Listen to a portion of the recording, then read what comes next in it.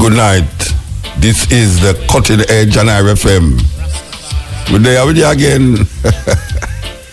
Yeah, I never expect to be here though, but that's where it go. We're there with you and we're good. We feel good. We're alright. Burning Spear, man who keep the roots of the music alive. And we love it. We want to love you, right? Yes, you right. But I mean, I tell you, me and the man make some traveling the day before yesterday. Bravo, you know. Engineer, man. From down at Lagos studio. You right. Well, I tell you, you right. Cool and easy, man. I tell you. Wonderful show in Africa. Saturday night. You right, put on a big show in Africa, man. Thousands of people. I will love it. Love it. Yeah, we love it that the man them still, after so much years, still maintain the vibes that is necessary and important to make the music travel far and wide. Understand? And the corruption where in the music, you know, it bothers some, but you can't do nothing about it. But it bothers some. Here, the first tune we play about Rasta business. We're going to play it again. But we give thanks. We give thanks to the man them, say, why you love Ijaman Levi. Yes, Ijaman Levi was also in Africa. And several different reggae groups we are talking about, no other group, reggae group from all over Africa. And a group from China, reggae group from China and Turkey. May I tell you?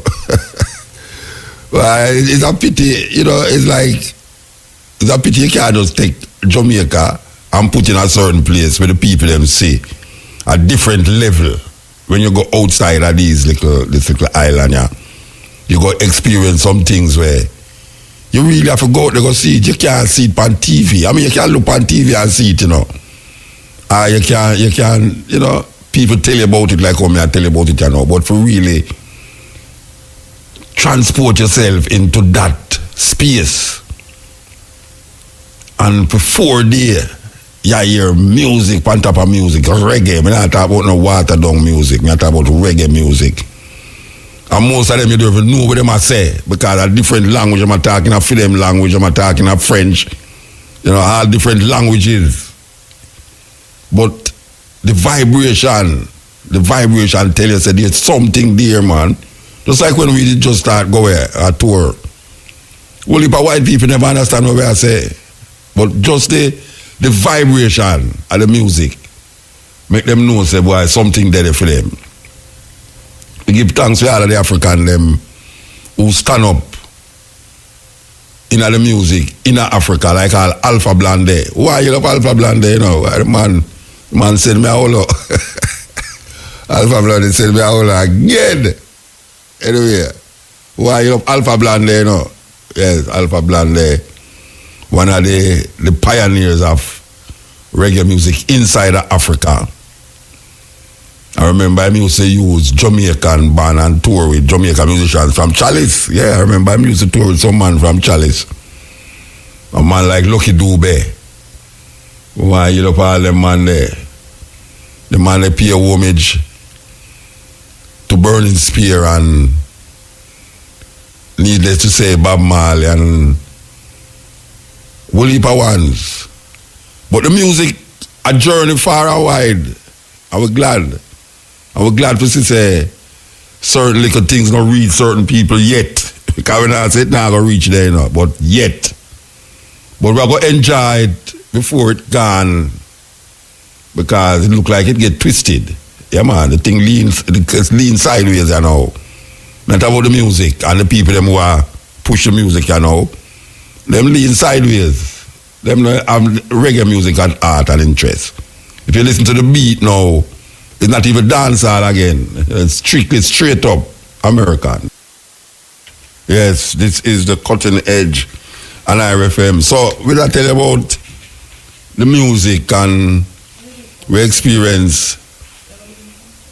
This is the third year we go at that festival in Abidjan, Cote d'Ivoire, on the west coast of Africa. And it'll get better and better every year. Every time we go, it'll get better and better. Yeah, and I think that is the intention of the promoters. And them have some colloquium there every day. Every day them have it. And them bring in the university students them and the other students them sit down and listen to ones-on-ones talk, what them call experts talk. And Rastafari and reggae music. That's all it is about. Rastafari and reggae music. And for really go a place, go see that outside of Jamaica. Why it make your heart, like there's a certain warmth in your heart when you see that, because you know say that not happening in Jamaica. No big promotion. No push Rasta so. No have no dating where them have Rasta, you have people that talk about Rasta, you have scholars, writers, Rastafari, brethren and sistren. Them just talk about Rasta and Rastafari experience and what is Rasta, who is Rasta, Rasta this, why lax, why this, why ganja, and it just make you feel like, So I hear the minister of culture in the Ivory Coast make a statement. I think I did mention it to Tony Rebel too. But when I hear up the Rebel, Rebel, I have the DJ part now. I have the DJ part now. I have a cover version of Jai standing by my side at 2 gate. Anyway, the Minister of Culture for Cote d'Ivoire say them intention with that festival is to make that country be the center for reggae and Rasta. A French country, them talk long there, Most of the people them talk French, Them give me a driver there, you can't even say him in English, And when them hear me, I tell him bonjour, him like him open my wide and feel good because him can't talk not even an inch of English. And me there I tell him some little things in a French there. For make it, anytime I want to talk to him, I have to call somebody who know English. To translate what me I say to him. It's amazing. But them say them want to make Cote d'Ivoire, Ivory Coast, the center of reggae and Rasta. We are talking about the government that said this now, I know the side promoter, It's not like you have Rebel Salute and make play reggae, I promote reggae and Rasta, and then you have the government now give a little handout when it come on to sponsorship. No, this is like a minister of government. It's part of the promotion, and them come to the seminars them and give some talk. And believe you me, what I see upon them do for reggae in Africa is unprecedented. Because we use reggae in Europe and America, especially California, every year between now and August, you never find any Jamaican acts on ya so. Every man eat a food them hours, them time between now April and August. Most acts gone out there. California is a big place for reggae festivals. And so we used to reggae festivals in America. We used to reggae festival in Europe. Europe are the biggest reggae festival them. Europe are the biggest reggae festival them, undoubtedly. In all of the country them. But now we see a country in Africa take up the slack now and say, reggae have to come home forward. Reggae have to come back to Africa. And that is for them intention. I don't know how long them are going to last, but them hell-bent and making it something other than, may I tell you, it's an experience. This is my 3rd year there, and I love what I see. Even though it's in French. And the weirdest thing, you did it all a week, you start pick up the word. You start pick up the word, because you start learning from those the expression of the people, and then you start to figure out, say, all right, this is what you talk about, and this is what them answer. So when them answer, you kind of figure it out, and then you find yourself eventually catch up on the word. So I don't know if it's so you learn language still, but that for years, it's like you go in a hotel, and you're at the front desk, and you hear somebody talk French. You don't really understand what they say, but it's true, you just come in there, you know what they say. Just like a little hint of what they say, and you start to respond, because they understand English most of the time, but you don't understand French most of the time. So when them talk, you don't really understand what they say, but based upon what is happening around you, and the communication was supposed to go on between, at the front desk, you start to pick up, say, oh, and that them I tell you, say, you go there, so the elevator is that, lunch is served that hour, breakfast, or whatsoever. So you see, we had this driver, we had this driver, drive around the place and look for this craft market, and he don't know where I go. I'll be at him say, Coco there, come know Coco there from Alpha Blanc, the Coco there Rasta. So you have a place named Coco there. And I say, I want to go Coco there, but him not understand what me I say. So, but you know where then I go say, all right, now. You see, when you reach the hotel, don't turn down the hotel, turn left and go straight up the road. Boom, I drive straight up the road with him, and I try to remember which part we turned off, and I can't remember. We reach clear up at that place, so I say, watch out now, we pass it. Him not understand what me I say about pass it until I drive. I have to touch him for the show and say, no, yo. And I give him signal, red, back, turn. I said, chow at the right, to be attacked, I say. I have to just start showing him signs. But it's amazing when you get caught in them situation there. It forces you to learn something different. Yeah, man. When you get caught in that. Because I was hell-bent on finding this craft market. And I know, say, I'm up on the right track, but it's just which of the little end road them, I don't know which part to turn off. And them stop now and me wind on the window and say, hey, you understand English?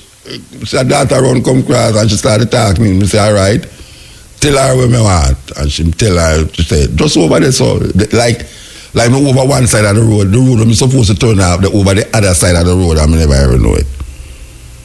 So that was our experience. And then the next thing is to bargain with these people. You bargain with them. If an African tell you say $100 for something, you know say all $20 for it, And when them tell you, when them take $20, you know say make all $10 for you. And so them people that do it.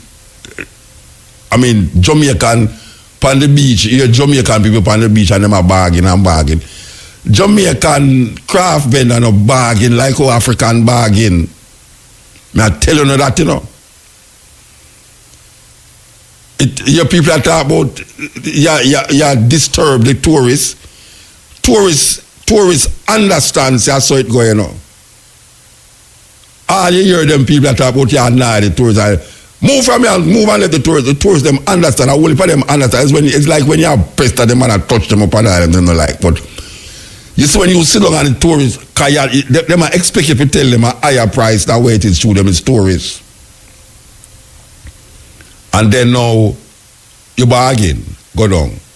You see now Africa, I tell you, see when you're in Ethiopia, and you're going to the market, and you buy something, the people them go for tea, with a little cup and thing, and put you for sit down, and bargain, but won't buy, And you sit down like the whole of our friend for a long time. And them talk to you like you're my friend from years. And you're bargaining, and sometimes you forget where you go to go buy, When them don't give you tea, and them don't give you this, and them tell you that, and that, and that. But you get to understand, you know. Sometimes it's at 9, because you know sell the price, you know. A man come and say, how much for that? And a man tell you, $50. And you look at the thing and I say, why am I tell you $50? I don't thief in my teeth, you know. I'm just a try. It's a culture, you know. In bargain, you have to bargain. So when they tell you $50, you have to look at them and say, no, I'm not pay $50 for that, you know. I'm saying, so how much you want to pay? You say, boy, you don't know if you tell him no, because you're going to tell him $40, you know, you say, I'll pay $10 for this something, if you experience. So when I tell you $50 now, you say, no, I'm not pay that, you know. I say, so much you want to pay? I say, I really don't know, you know. I say, all right, you want to give me $40. Right, if you don't experience, you know, you make it legal at that, you know, say, oh, all right, and them take off $10, that means you get to it something. No, it's not done this at all. You have to really sit down now, you know. You have to look at it now and say, all right, you know what, if him tell me $50, I'm going to tell him $20. But in your conscience, you say, I wonder if you really, you know, not treat him right, because I'm telling you 50, you can't go clear at 20. But guess what now? Yes, when you say 20, him say, no, 20, no 20, 50, no, oh, okay, all right, 30. Me say 20. Him say, no. Me say, all right, we just put it down. You see when you walk out, him say, oh, come. Okay, take it for 20, take it for 20. You think say you get away with nothing? You don't get away with nothing. Because when you go down the other side of the road, I'll $5 for the something. You know, so it's like a culture thing. Any part of Africa you go, I say from North Africa, Morocco, to Southern Africa, South Africa, from Ethiopia over the north to Ghana over, so you have to have a bargaining thing. And it's a 9, you know, because they might tell you some big price and you know selling that feet. But this one, oh, and you know, I forgot go down in night and say, this you want to pay feet, and this you want to pay feet. And then when you want to pay for that thing, you know, you put it down and walk away, you know. So me now pay that feet, and you walk away. If you don't mind chatting, walk down you with the road, you know. I say, okay, come, man. Why you treat it like that? Come. My gosh, man, may I tell you, it's nice still. It's nice. It's a nice little thing. And I want to tell the Jamaican, what them call them, tourist police and all them thing there, say, the vendor them now try to rob the tourists, you know. Them just try to get the best out of it. It's bargaining, it name bargain. And that's it name bargain. And it's a cultural thing. It's a cultural thing and not a thieving thing. It's a cultural thing. You start at the highest price and you carry it right long till you come to the price where you think say is suitable. Because no care where you do, no care how much money you get it for, them nah give it for less than what them pay for it. All you hear them talk about, oh no. I get nothing. I get nothing from it. I get nothing. Eh? Yeah, man. You feel say him not get nothing. Eh? Okay, enough for that. This is the Cutting Edge at RFM. Africa Sweet though, believe you me. Okay. We have switched subject now.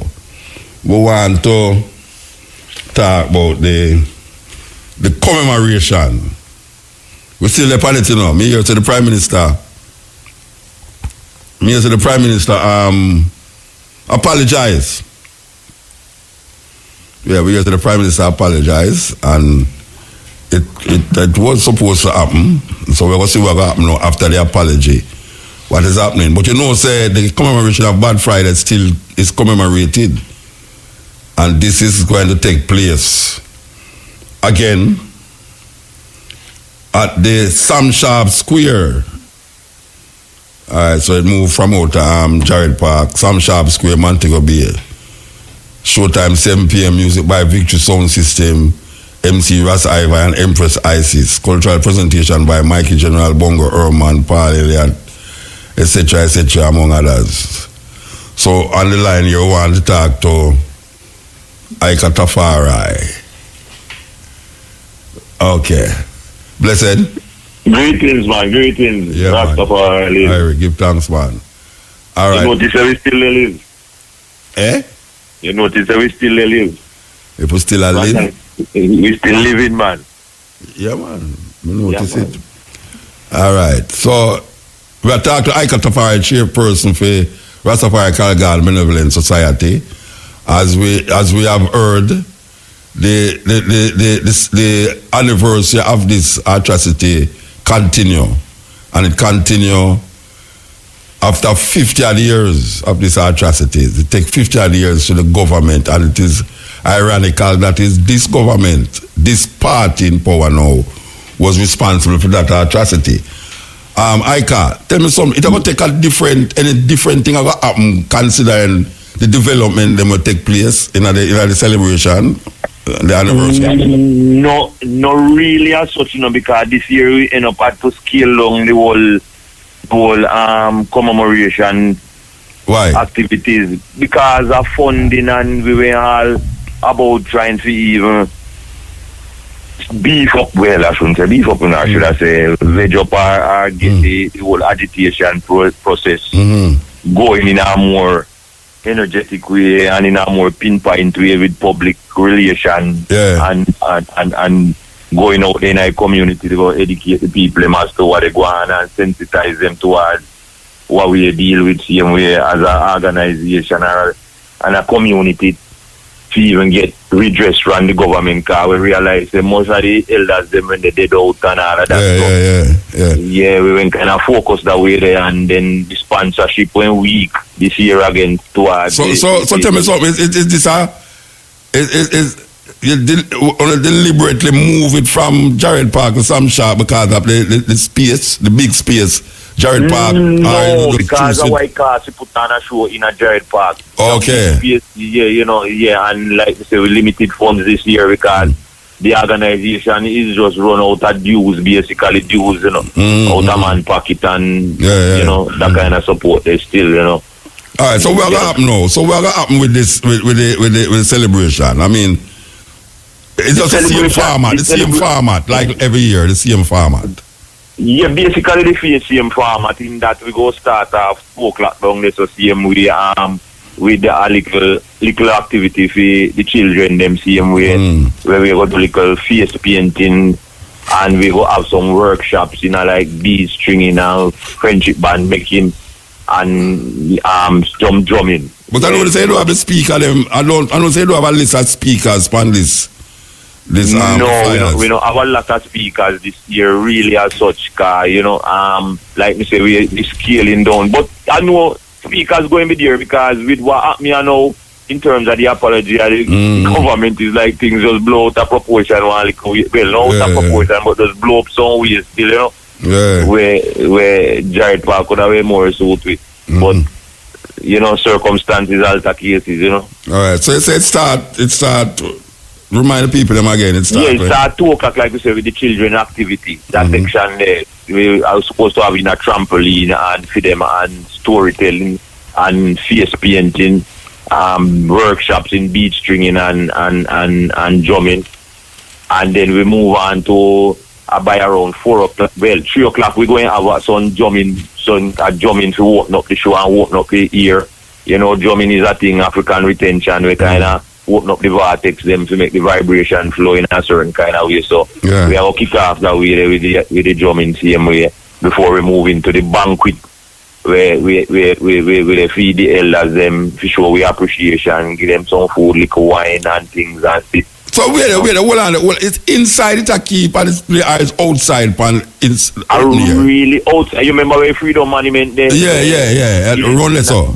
Yes, around it. Okay. Yeah, it's really a smaller place that still. Really, that's true. We realize that, but like we show your. Yeah, man. We work next year. We can't even launch. Next year we have to launch out differently still. Believe me, we can do a victory celebration next year.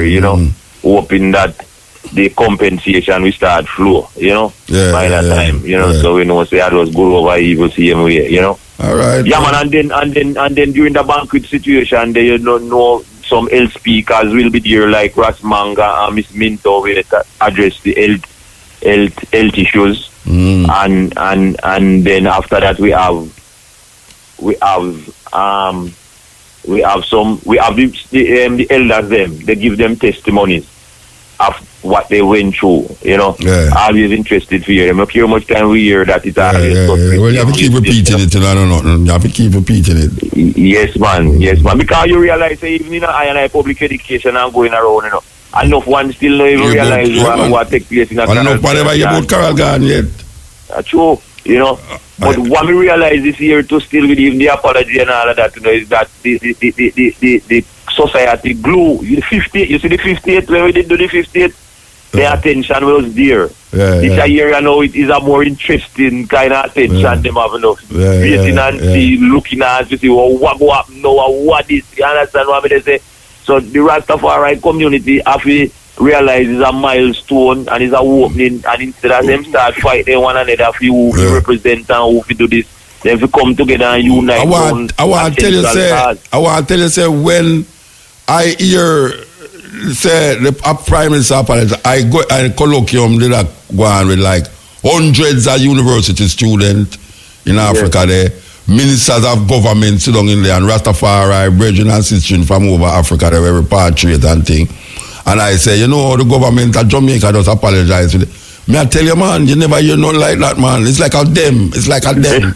Them get up, the minister of culture, the minister of labor, everybody, all of the front row, everybody get up, man, and big round of applause. Me I tell you, man. I mean, I say, but wait, Africa, me there, and them people, it's totally them disconnected. When I say disconnected, them really disconnected from Jamaica, you know. And like we who connected to Jamaica, and we were connected to Africa, and we are trying to figure out where we are going in Africa. Them totally, but you see, when them have a festival where they do Rasta and reggae, and them go hear that now, me I tell you, man, it's like them glow, man, them glow. Yeah, but you'll be surprised to know that them people kind of weird and the Rasta struggle still same way to still know, because I will try to show them people that say Rasta is so far reaching, and they bring in the attention to Jamaica more than anything else. There's nothing where surpass Rasta in terms of earnings with Jamaica. We tell them backside and them little things, but the culture, no backside. No, but the only reason why the backside and the banana and them thing they have more money on it is because it's legal to do that. You see, them suppress Rasta culture over the years, so Rasta culture never get to show its serious potential until it go in at the reggae. And the reggae now you can show say, but wait there, this thing could have really worked because it works in the reggae. So if you take the authentic Rastafari cultural expression and send it out to them, you know. I tell you, banana and box like it a leak. And it work with the ganja and them that's where I say the whole cultural expression now. The whole cultural expression is the money thing, you know. Yeah. But anyway, a time. Yes, but you know, we're glad say they come around because I mean, tell us say look funny, even like we say look for locks. You know, you couldn't go to school one time with locks, you know, and teach in a school and all with locks and all of that. Yeah, you know, see, there's so much things the Rasta put on the drawing board they have put out upon the the culture where them beat we don't for, discriminate we, fight we, and now we see come full circle with them the society they hug you up, take you up, and now you want to give you royalty to what them are period are. Them never want to recognize I fully and still they utilize I culture same way to bring in. Well, Bridget, may I tell you, say, we are travel long, and may I tell you, say, now, when we go a certain place now, it's not like first time. May I tell you, when we go a certain place, it's like a certain respect. And I like to say they love you still, you know, but you see that respect there? Yeah. Them say, it's a Rasta pasture, you maintain the cultural vibes there. And them know say you're Rasta, you're not hide nothing. You're not hide no Rasta, you're Rasta. And then can see the fullness of our Rasta. Yeah, man, them really, it's a total different levels now, total different level. We have to understand that, you know, and the youth them have to understand that. So it's a total different level, you know. Yeah, man. And even the revelation and the mystic aspect of Rastafari is yet to be seen fully. I will leave it to see it still because just like this revelation will take place in terms of apology and all and things what we go to. And ganja and thing. Nobody ever knows them things not happen, Bridget. I mean, we didn't know still, but you know. It's like with the dream, but you know, a faith and works. Yeah, faith and works. Faith and works. I in the culture and I live it. No, say justice And know say justice cannot be deferred, it have to come. Yeah. And if a generation upon generation we have fight for it, we know it have to come, we not give it up. Have to come. We never have no doubt still, you know. But the how when it go come, we never know. But we will feel it from when we say we go manifest certain works, we make certain things come to our fullness. Yeah, man. You know, see it. It's a mystical vibration, man, and we give thanks to the power of the Most High, because it's a such a victory. I and I look upon it, you know, or we look upon it if we capitalize upon it seriously, you know, for community development and the benefit I and I as Rastafari. It's a victory, a moral victory, like when I listen to I come in at 66, this, you know. I tell you, it's a moral victory. But I'm tell you, Brethren, we have to move here still, you know, but you know, I can tell you something. Sometimes I sit down, you know, and tears come at me when me remember the things them where people said away, said to me personally, say about me personally, because you're a Rasta. Me I tell you, man, tears come at me eye, man. Me I tell you, I will look at where I go on now. And me I say, but look at that, look where it go. The stone that the builder refuse. Yes, man, become the head cornerstone, man. You know, see. So even though the tears flow now, is that tears of joy. Because, you know. All right, Brett, we have to move. We have to move. Well, give thanks to the moment. Commemoration, Bad Friday. We will see you down there, you know. You know, sir. I never miss one here, but I tell you something now. It's by default why I'm here, you know. I wasn't supposed to be here, you know. It's by default. So certain things that have to go work out on Friday, eh? That means you're supposed to be at the event then, man. No, it means that certain things where they're supposed to go do, I forgot to do it now. Yes. Yeah, all right. Give thanks, Bridget. Yeah? Love, honor. Yeah, man. Yes. We're talking to Ika Tafari, chair of the Rastafari Coral Gardens Benevolent Society. And it's all about the Bad Friday commemoration. 1963 Coral Garden atrocity against Rastafari. And this will be held at Sam Sharp Square, Montego Bay. From 7 p.m., them have show and thing and sound system and elders banquet. This has been going on for years just to keep abreast, keep the thing burning. Make people realize we don't forget. We don't forget. And the struggle is a just struggle. The struggle is a just struggle. I don't care what them want to say about I and I. We know say certain things is happening where a whole heap of people never know say that going to happen. It's like when them never know say they have a black man a president in America. And the same thing I and I with Rasta over here, so. I see certain things are happening now where a whole heap of people never know say it's possible for Rasta now to smoke ganja.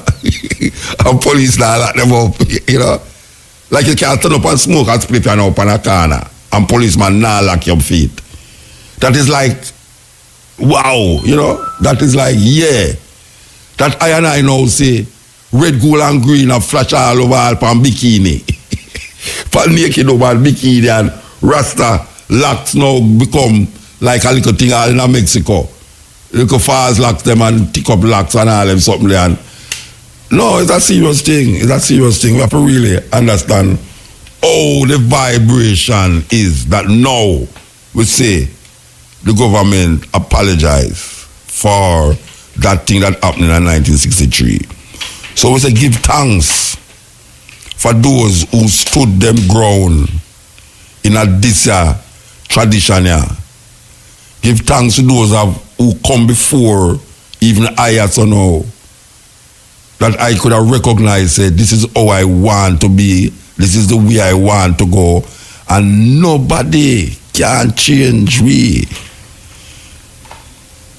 And like I'm here so now, me done sticking at the stone already and cementing.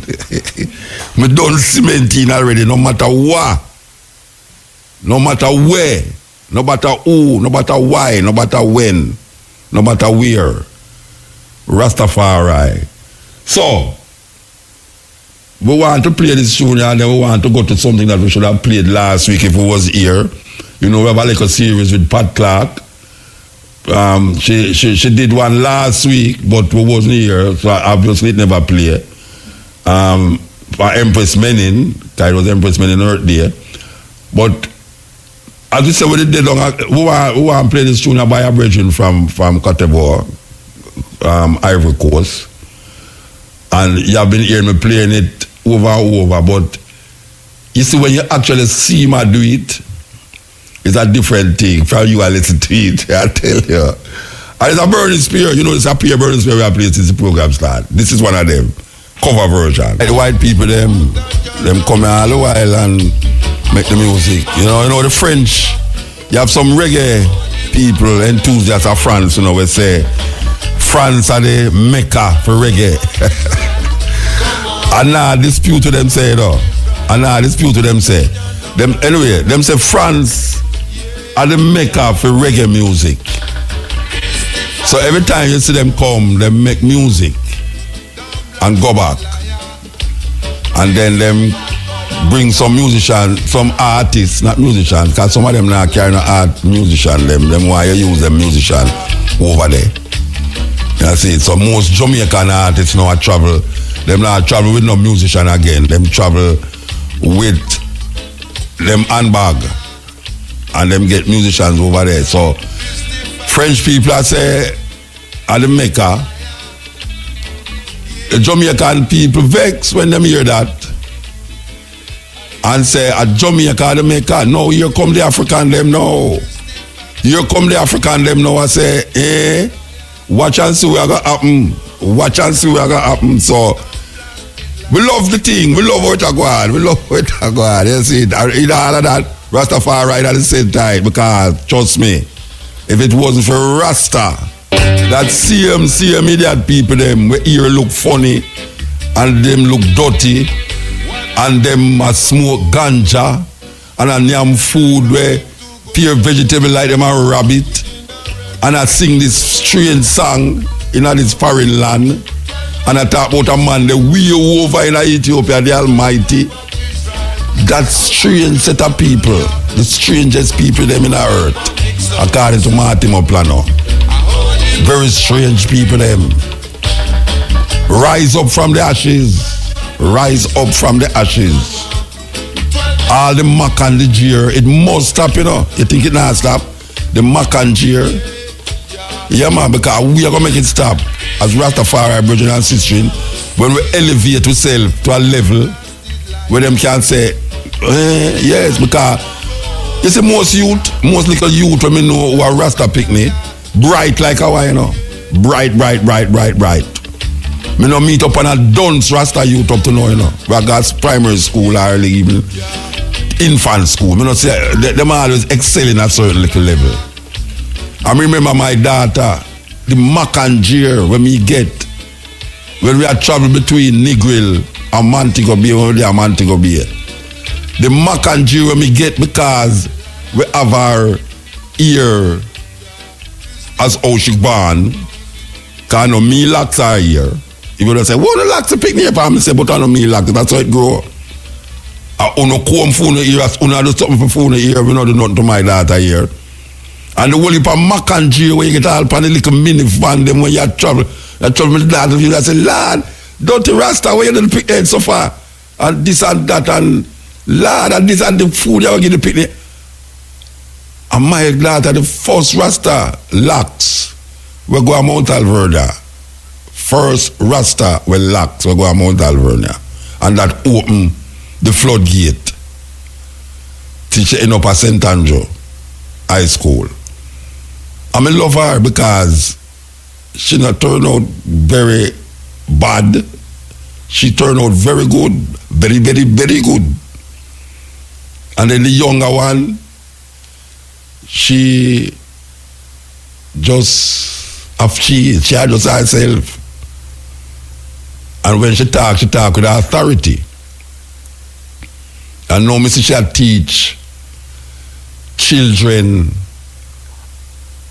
who them parents would have never make a Rasta woman come at their yard first time. Never. And her locks longer than my own. And me see now she teach children. And I make them fly gone with some big high pass, mathematics. Way up. A whole heap of things. So much things to say. But The reason why we have to say that is because every time we go out there, especially in Africa, you know, we see something where awaken with to the point where we are say, but you know, say we can't stop this thing here, you know. All we hear people attack and attack in Jamaica, you know. I true them get bound by this little island named Jamaica. Yeah. Them need to spread. Because most of them don't want to read. Because if we did read, we would understand things clearer. If we did read, we would understand things clearer, you know. Because if you're not fortunate like me, who a man just say, Muta, we want you come to Africa, come do this, or you want to come to this, go do that. You never get to go. So reading is one of them that carry you go at different places. Marcus Garvey talk about all when you wait for a bus. If you wait for a transport to take care of a train, find something and read. But we don't like read. And we don't have the opportunity for travel. So we get stuck in a little confines of the space where we find ourselves in our band. When me a teenager, I said, when me at what? When me at 10, 11, 12 years old, me don't know above Crossroad, you know. Me don't know above Crossroad. Because all of my life was centered downtown, Raytown, Allman Town. I mean, we don't know nothing about what? I think half a tree. The time we go half a tree. Which half a tree? Crossroad. The five member go Crossroad, me a little pick it was Carib Theatre. Carib Theatre, I don't know nowhere else. And when I start to go high school, I know about half a tree clock and all them places. I don't know nothing about them places. And now me come sister now say, me go to some place where people go dream about. and think about it and they dream. And a Rasta carry go there, Rasta. Because we are Rasta, we go there. Ask a whole heap of youth now where I travel. A whole heap of youth will get the opportunity to travel. A Rasta carry them go there. Ask Bob Marley. Ask Bob Marley. If you could have asked Bob Marley and Peter Tosh, a Rasta make Bob Marley who Bob Marley is. Undoubtedly.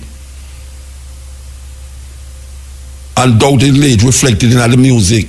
When you see everybody a jump on the music, a boogie yaga music. You see him Rasta man, they pan a post and with that spliff in him hand. And them love it. A picture is not a television, if I show you some picture where the Ivorian them in a Ivory Coast blow up some picture all puro. Just stone. Me I tell you, it's a long time I don't see all them picture there. Some life-size picture. And the elder them and I show the youth them said this is the Rastaman hairstyle. A lot of them I talk about, you know, and them I show the youth them, the university youth them will come at the conference them say, when you're looking at the lobby man, a pure Rasta, elder Rasta from then time there. Them show you them ear, said this is the Rastaman hairstyle. And the youth them want to find out why is it that the Rastaman keep them ear them so? Why is it that the Rastaman have to smoke herb? Why is it that the Mongol use the music to push them thing? All of the questions them, and you have to sit down there and answer them questions there. All of the ones them who did, especially the daughter them who want to heal up Ayana Christian, you know, believe you me. So the thing get away and we over in Europe at the same thing when you look on the Mount Romans at on Rasta. It's amazing, you know. When you see a youth that come from Rome, about the Pope, you don't say God twisted that out because we have worshipped Jesus, white Jesus over the years. Now Rasta make white people a worship a black man. And a leak out against the Pope. And them a Roman, you know. Them a Roman. Yeah, matter will literally come from Rome. It's amazing when you hear a Roman youth say, born the Pope. It's amazing. It's amazing, Rasta. But that's how it go. And we see it. We see it. You know, Baba and say, you don't have to love I. You don't have to love her. But, you know, just respect. You see the respect? And that is really what most people crave for, you know, respect. Respect is due. And if you do certain work, and you see it come to manifestation in life, you have to just know, say, it come through the hard road. It's the hard road kind of, you have a smooth road and the hard road. Sometimes you don't want to take the hard road, you know, because you say, sure, the journey will get longer. But really and truly, behind every dark cloud, them say that silver lining, and at the end of the tunnel, light there. You got to travel through the tunnel and you see nothing but what? Light there. You have to just, and sometimes it's just when you go give up, you know. When you go give up, hey, that happened to me already, see, you know. You know, say me I look for some road and I drive go down some road, and it happened last week too, but it happened in Jamaica to me. Me I look for some road, people tell me to go up there, so turn this and go there, so. And when I go up there and turn there, so, me can't find the place. And me I say, you know, so me go turn back. And just like I think that say, ask a man there. I say, man, you know which part social? I say, see it over there, so. I say, ratted. You know, allow me a drive. And the thing just over there, so me a plan, so me go turn back. And then they were saying, say, bright soul will make you turn back. When you reach a river Jordan, you turn back. So, a message to the youth them, Rastafari youth them, watch a man. There's a whole heap of things, so much things to say. So much things to say, man. It's not an easy road. I just come and see it now. But it dead there. It dead there. And we have to just patient. You know, them say patience is a virtue, but sometimes it hurt you. Patience come with hurt. Patience come with hurt, man. So we have to continue the journey. Continue the journey. We want to present Pat Clark. Something that we should have played last week. We have played now, and then we're going to play. You know, there's a thing going around on the internet. What them call them? Social media. You Tracy? Yeah. Social media. For those of you who remember, we did have Lloyd Coxson in the studio with me.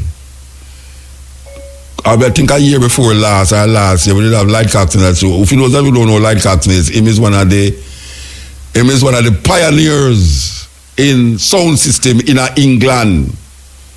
Lloyd Coxson opened up the door for enough artists to go tour in England because them push the music in England on sound system.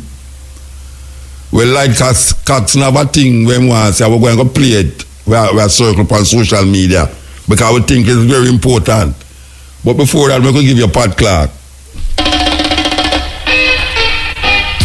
Welcome to Jamaican Roots and Culture. I'm Pat Clark. The Jamaican indigenous religion, Rastafarianism, has strong roots in the teachings and philosophies of Ethiopian Emperor Haile Selassie. Empress Menen was the Empress consort of the Ethiopian Empire. She was a wife of Emperor Haile Selassie. In Jamaica, this royal couple has shaped how Rastafarians refer to themselves and their wives. A Rastafarian bride is often referred to as a queen or empress. In the parish of Westmoreland, they were sometimes referred to as Menem. Empress Menen was active in promoting women's issues in Ethiopia. She was patroness of the Ethiopian Red Cross and the Ethiopian Women's Charitable Organization. She was also patroness of the Jerusalem Society that arranged for pilgrimages to the Holy Land. Empress Menen founded the Empress Menen School for Girls in Addis Ababa, the first all-girls school which had both boarding and day students.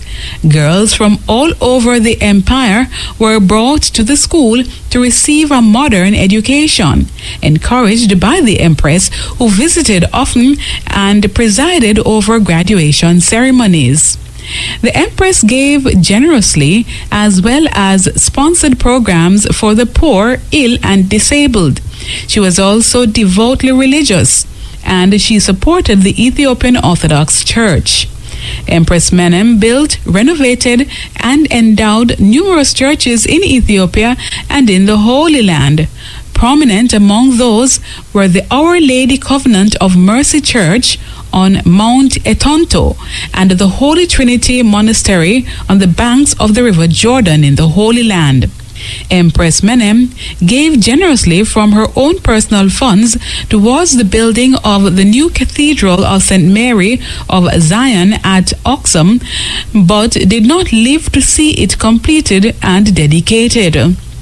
When the Empress was exiled from Ethiopia during the Italian occupation from 1936 to 1941, Empress Menen made a pledge to the Virgin Mary at the Church of the Nativity in Bethlehem, promising to give her crown to the church if Ethiopia were liberated from occupation. The Empress made numerous pilgrimages to the holy site in the British-ruled Palestine, in Syria and Lebanon during her exile to pray for her occupied homeland. Following the return of Emperor Haile Selassie and his family to Ethiopia in 1941, a replica of the crown was made for future empresses, but the original crown that Empress Menen was crowned with at her husband's side in 1930 was sent to the Church of the Nativity in Bethlehem. Empress Menen, although often seen wearing a tiara at public events that called for it, would never again wear a full crown. The Empress performed perfectly in the role of Empress Consort. In her public role, she combined religious piety, concern for social causes, and support for development schemes with the majesty of her imperial status. Outwardly, she was the dutiful wife, visiting schools, churches, and exhibitions and model farms, attending public and state events at her husband's side or by herself. She took no public stand on political or policy issues. Behind the scenes, however, she was the emperor's most trusted advisor, quietly offering advice on a whole range of issues. Empress Menen avoided the publicly political role that her predecessor as Empress Consort, Empress Tayo, had taken, which had caused deep resentment in the government circles during the reign of Menelik II.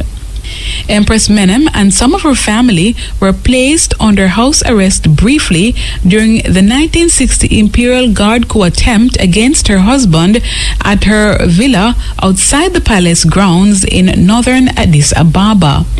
Following her death in 1962, the Empress was buried in the crypt of Holy Trinity Cathedral in Addis Ababa among the tombs of her children. The then Prime Minister of Ethiopia delivered her eulogy, paying tribute to her charity, her piety, and her role as advisor and helpmate to the emperor, as well as her personal kindness and goodness. On the third day memorial and commemoration after the funeral, the Emperor Haile Selassie himself paid tribute to his wife by saying that although the Prime Minister had aptly described what kind of person his late wife had been, he wanted to say that during their 5 decades of marriage, not once had it been necessary to have a third party mediate between him and his wife, and that their marriage had been one of peace and mutual support. As the consort of Emperor Haile Selassie I, Empress Menen is highly revered by members of the Rastafarian movement in Jamaica. And now, to end the Jamaican roots and culture, here's our quotation from the Black diaspora. Your world is as big as you make it. The words of Georgia Douglas Johnson. For Jamaican Roots and Culture, I'm Pat Clark. Yeah, may I tell you, Pat Clark, beautiful, man. I love how you research a thing, man. Believe you me, beautiful. Empress Menen, the wife of Emperor Haile Selassie I. Trust me, I love that verse. I know where I have to go play it again next time. I'll keep all these things, you know. Yes, wonderful. Okay. This is the Cutting Edge at IRFM. Okay, you were telling about Lloyd Coxson a while ago.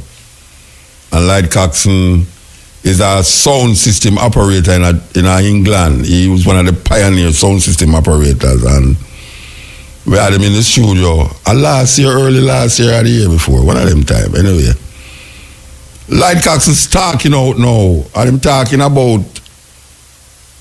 especially David Radigan, because you know, say David Radigan come to Jamaica and get enough big up and big up and big up. Well, Lloyd Coxson them vex. Lloyd Coxson himself vex, because him feel say Jamaican people, because Radigan white, him get more big up than the people them who in England make the music where it is, and the artists them who get for go to England.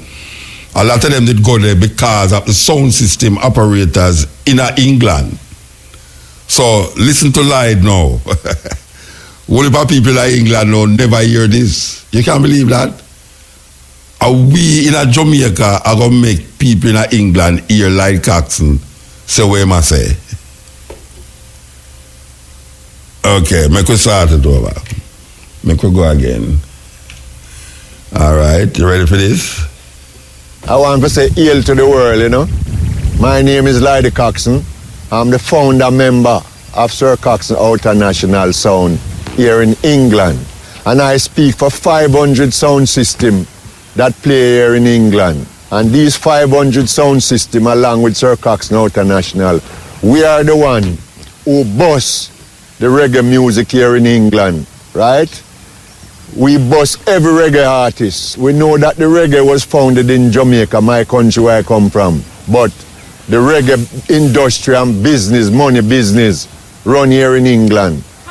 We boss reggae music here in England, right? And turn reggae business into billion-pound business before some other people come and say that is them do it. And so far, you people in Jamaica want to create one of the greatest music industry in the world in Jamaica, the reggae music industry. You have also the greatest set of musicians in Jamaica. And what you do in Jamaica, you mash up the whole of the reggae industry in Jamaica. We could create a large employment for the nation and watch everything what people do in a foreign, and bring it come a foreign and mash up the industry, record industry in Jamaica. Close down all the great studio, close down all the great record press in Jamaica, and also make all the record shop around the world close down. Because what you don't realize, when you was making the music and pressing in Jamaica, you have an agency from every country in the world in Jamaica buying the music to send to their country and their record shop. And you close down all of that. Today I'm in England and I'm buying reggae music, and the reggae music is coming from Europe, not from Jamaica, right? A silly waste. All the great musicians them at home not doing nothing, idle, when you close down the greatest music industry that you have. Now we move on to sound system. Sound system is the greatest asset for the promotion of reggae music here in England. We have 500 sound systems that play the breadth of England and we cross over to Europe after and bust the reggae. We bust all the reggae artists them here in England first before any other country want to come for them. You understand? And how we bust the reggae artists. I am Lloyd Coxson, right? There is no man in the history, a sound system from Europe or England that spend more money cutting Jamaica music in Jamaica more than me. What I do, I cut the Jamaica reggae in Jamaica before it is released and bring it here in England and play it before it is released. Your vocal. And when these tunes are released, the artists that we are playing bust, right? We, Sir Coxson Sound, we set the reggae bar in this country. We set the reggae bar so high that automatically all the other sound system them in the country get good because they're trying to reach the bar where we set the reggae music to. David Radigan, me, Lloyd Coxson, tell you, say, you are not the godfather for reggae in England. Never has been. So when you talk about godfather for reggae, you have to talk about Duke Vin, Count Suckle, Count Steve, Duke Lee, Soprano B, Neville Musical Enchanter, Duke Reed, Lord Coos, V Rocket of Nottingham, Lord Colley of Birmingham, Cass of Manchester, and I can go on and name 4 more hundred who is godfather of reggae. But you see, you people in Jamaica wanna change the way how things is. We the song we play on a vocal and bass on. Now on start to make special. Let me tell you something in Jamaica. You see, special music is a gimmick music. It don't reflect the truth of Jamaica serious music. Special is a gimmick thing. We don't sell in a shop. It only big up the individual where you sing him name. You have 500 sound system man here in England, but some of them afraid for talk. I man Lloyd Coxson, I don't afraid for talk. Me is a born and grown Jamaican. Season, we're not afraid for people. So me lick out. Cause me not eat a people place. Me eat at my own place and me sleep at my own house. You understand? So we have to adjust these things. We can build up white people over our business what we are doing, our reggae business. Because it's Jamaican people and Trinidad and Guyanese and people from down the island who big up our music and make it become so. You have some great people in Jamaica, right? That people should be given award. Instead of you giving David Radigan award for the upbringing of reggae. You have great men in Jamaica, people in Jamaica working in the reggae industry. Take a man like Metro Media with Sky Juice. These men are great people in the reggae industry. You have Brigadier Jerry and you have Nancy. Why you not giving these people, your own people, awards? And then the cream of the crop, you have the great Josie Wells and Charlie Chaplin, 2 of Jamaica's greatest MC ever on a sound system worldwide. You don't give those great people award. You choose to give the little white man David Radigan will come to Jamaica and fool you. David Radigan, I challenge you to tell me from the time you are working on a radio in the United Kingdom, in England, which reggae artist you help to go in at the British chart. You see, we the 500 sound system in England, we play Marcia Griffiths and Bob Andy to the top, Young, Gifted and Black. We play Ken Boothe to #1 in the chart with the sound system. And we play Bob Marley to #4 in the chart with the sound system. And Dennis Brown is the latest one where we're playing at the chart. That is what we sound system do. When you depend your radio play for a little 1 hour, you have 400 or 500 sound systems spread out the corner of the United Kingdom. I play with Jamaica music to make it big, right? Him is not bossing no reggae music. Our reggae music is bossing him. And the sooner you artists in Jamaica know, say, the thing we now do is foolishness, and this on own Jamaican people, we have to load truckload of box and go around the United Kingdom and bus on. That is what we now do. So no more stop it. Me can talk, because me been through it. Me now look no more sound system carrier, because I was the best at it in this country. Sir Coxson International Sound, who is a sound that is creative, the most musical sound ever for launch in England. Is Sir Coxson International Sound. Most creative. We do everything first and everyone follow. Half of the music where we come to Jamaica and cut, everybody have to order half of it.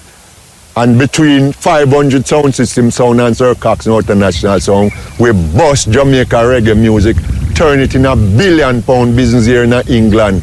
And then when we finish in England, we set off to Belgium, Holland, right, Sweden, Germany, and bust it over there. So plenty of artists where I come from Jamaica now and go them place there. And we the sound system from England, bust them place there. So you can get the opportunity to go there now and play. So nobody build up no David Radigan over we 500 sound system in England. Because we are the hardcore and the bottom line of Jamaica music here in England. You know that. And me talk, me not take back no talk. Because me not see David Radigan is a 1 hour selector. David Radigan can play from dance from 8 o'clock at night till 12 o'clock the next day. Him is a 1 hour selector who come with some little special and make nice. He's Godfather and nothing. And you not bust no reggae. Our reggae bust you. So people have to realize that quick. There is no man spend the amount of money why I spend in Jamaica, cutting Jamaica vocal tune and play it. Why we do it? Because I'm a Jamaican and I love my people and love the music. So we come and we cut and spend as much money, cut your music and play it in advance so that people can like it and go and buy it. Today, man, I make special. Special don't sell in a shop, remember that. If we going to bust any artist from Jamaica, we have to bust you by your vocal, your good lyrics that you sing, and the good rhythm. So I say to you people in Jamaica, get sensible.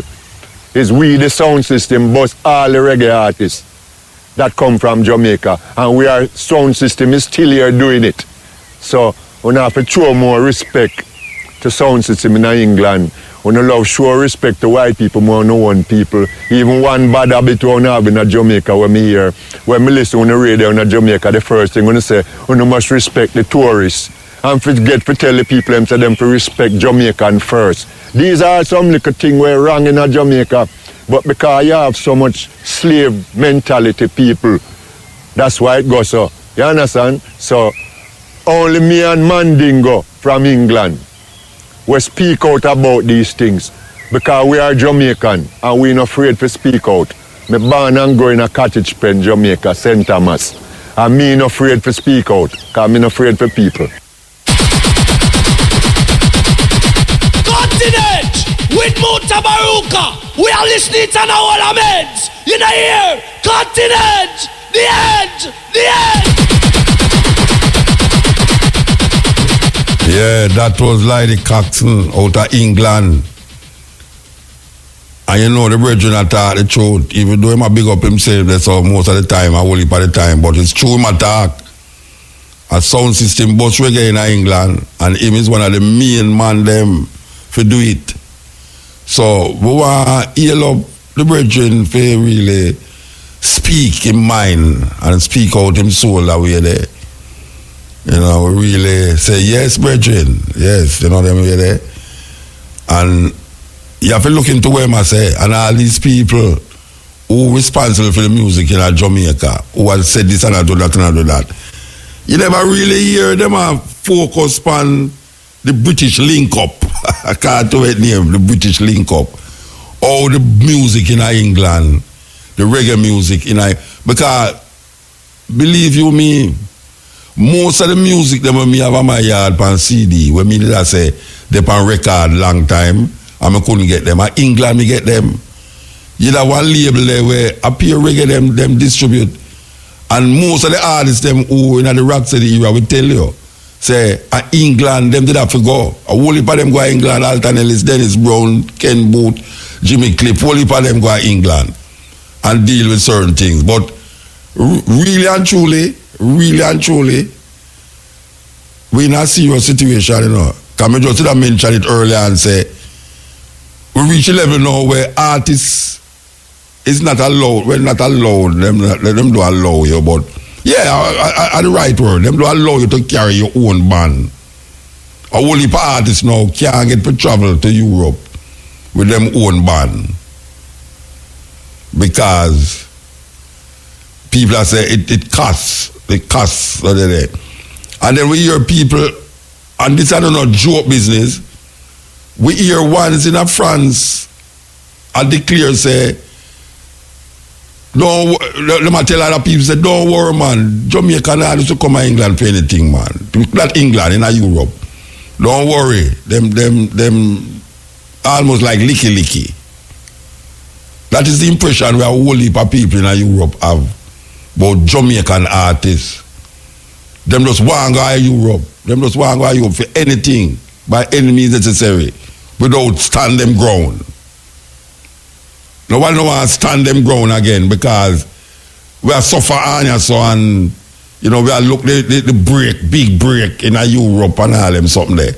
So by any cause, by any means necessary, we do what it takes to reach to Europe without stipulating certain things. I have few artists now at tour, and can truly say them get what them want and not what people push upon them. Few artists. I travel, all of them festival we are keeping in Europe with one heap of Jamaican artists. A few of them get what them want rather than get what people put on them. Because you just want to go there. You just want to go there, want to go there, want to go there. Believe you me, it's a terrible thing. It's a terrible thing. And the brethren attack out that every time we do something, I know we get the praise feed. White people get the praise. You understand? And when so licky. Every minute you hear somebody come here and do documentary, this and documentary pan reggae, documentary pan rasta, this and me always ask them, I tell them, say, all right, when you get paid for come to Jamaica with the cameraman and the lighting man, right? Which part you not go play it? They might get paid for put it on them TV and this. So why the person who not interview not get paid? Why we must sit down in front of camera continuously?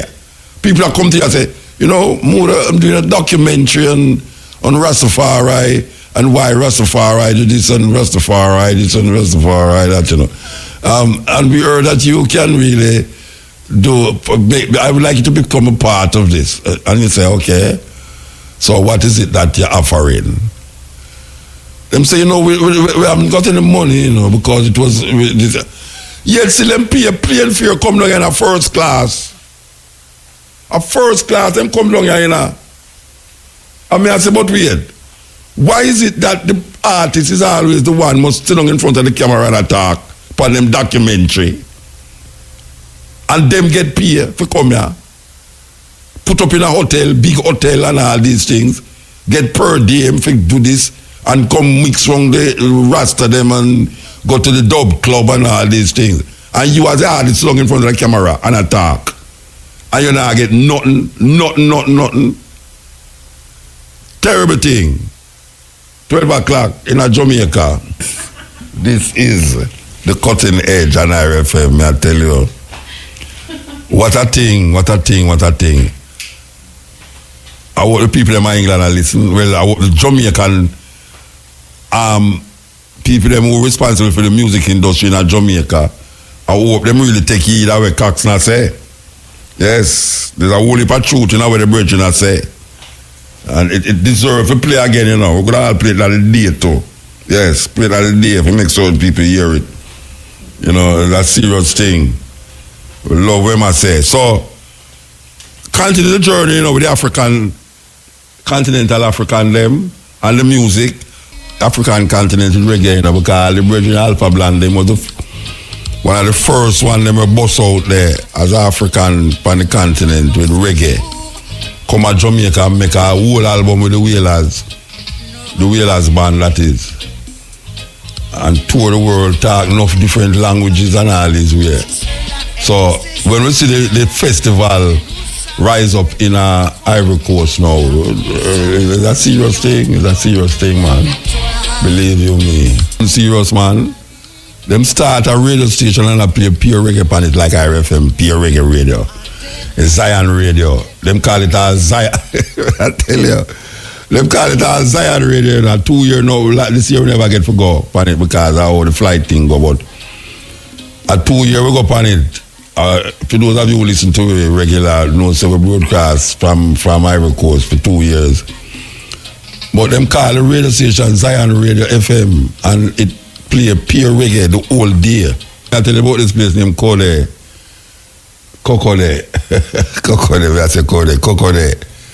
And the hotel which part we are stay, it's just up the road. I never know until the other day. Last year when we want to go to the Scrap Market, we go up there, I'm trying to but wait. And I just saw Alpha Blonde, they did that thing all the way. It's amazing, you know. I mean, what's it happened to Europeans and Americans so that them hear Bob Marley sing like Trenchtown Rock. And then to actually come at Trenchtown, it's like it's amazing. You hear about Trenchtown, you hear about Kingston 12, it's Kingston 12. You know, you hear about certain places in Jamaica where you hear the reggae artists them sing. It's like there's an anxiety to go to these places. Well, it's a similar thing reach me because me hear Alpha Blonde they had sing about this place, Kokode Rock. I mean, I wonder where I sing about until now, I come realize it's a town. is a town in Ivory Coast. I tell you, it sweet me. Alpha Blonde, believe you me, the man did it from them time there until now. Still a tour down the place. Own all them own radio station. Yeah, have them own radio station, you know. Like Barrington Levy. Why you look Barrington Levy? Who started him own radio station, you mean, of course. So we're trying just get a little synopsis of really our experience and the African thing, you know, because it's Africa we are working with, you know, all we are going in all different levels. All different levels. So we are working with it. Here goes. Yeah, this is the Cutting Edge giving you a perspective, opening up the conscience and the consciousness of the people them. We know we are going in Jamaica, but sometimes we're stuck to the point where we feel say just which part we live is the whole world. But we really have to gather information and organize ourselves in a way where we can grasp the information that we have and see what we can do with it. Because the people them did understand outside what's going on outside, maybe them could understand we are going inside of them. Because it's really the environment that really shape a whole heap away. And if we have no point of reference different from the point where we are, we're going to be in a lot of problems. So we search for that inside Africa continuously. Marcus Garvey did show you that. We're not let go off of Marcus Garvey. Marcus Garvey show you that, and we find that. We find it. We find it. Believe you me, we find it, man. And it's wonderful. Wonderful. So, tomorrow, Stepping Razor. We see you know, so we take some call. We take some call, you know. We see the government kind of ease up off of the tax thing for the land business there, where them did really a whole lamp and I mean, I tell you.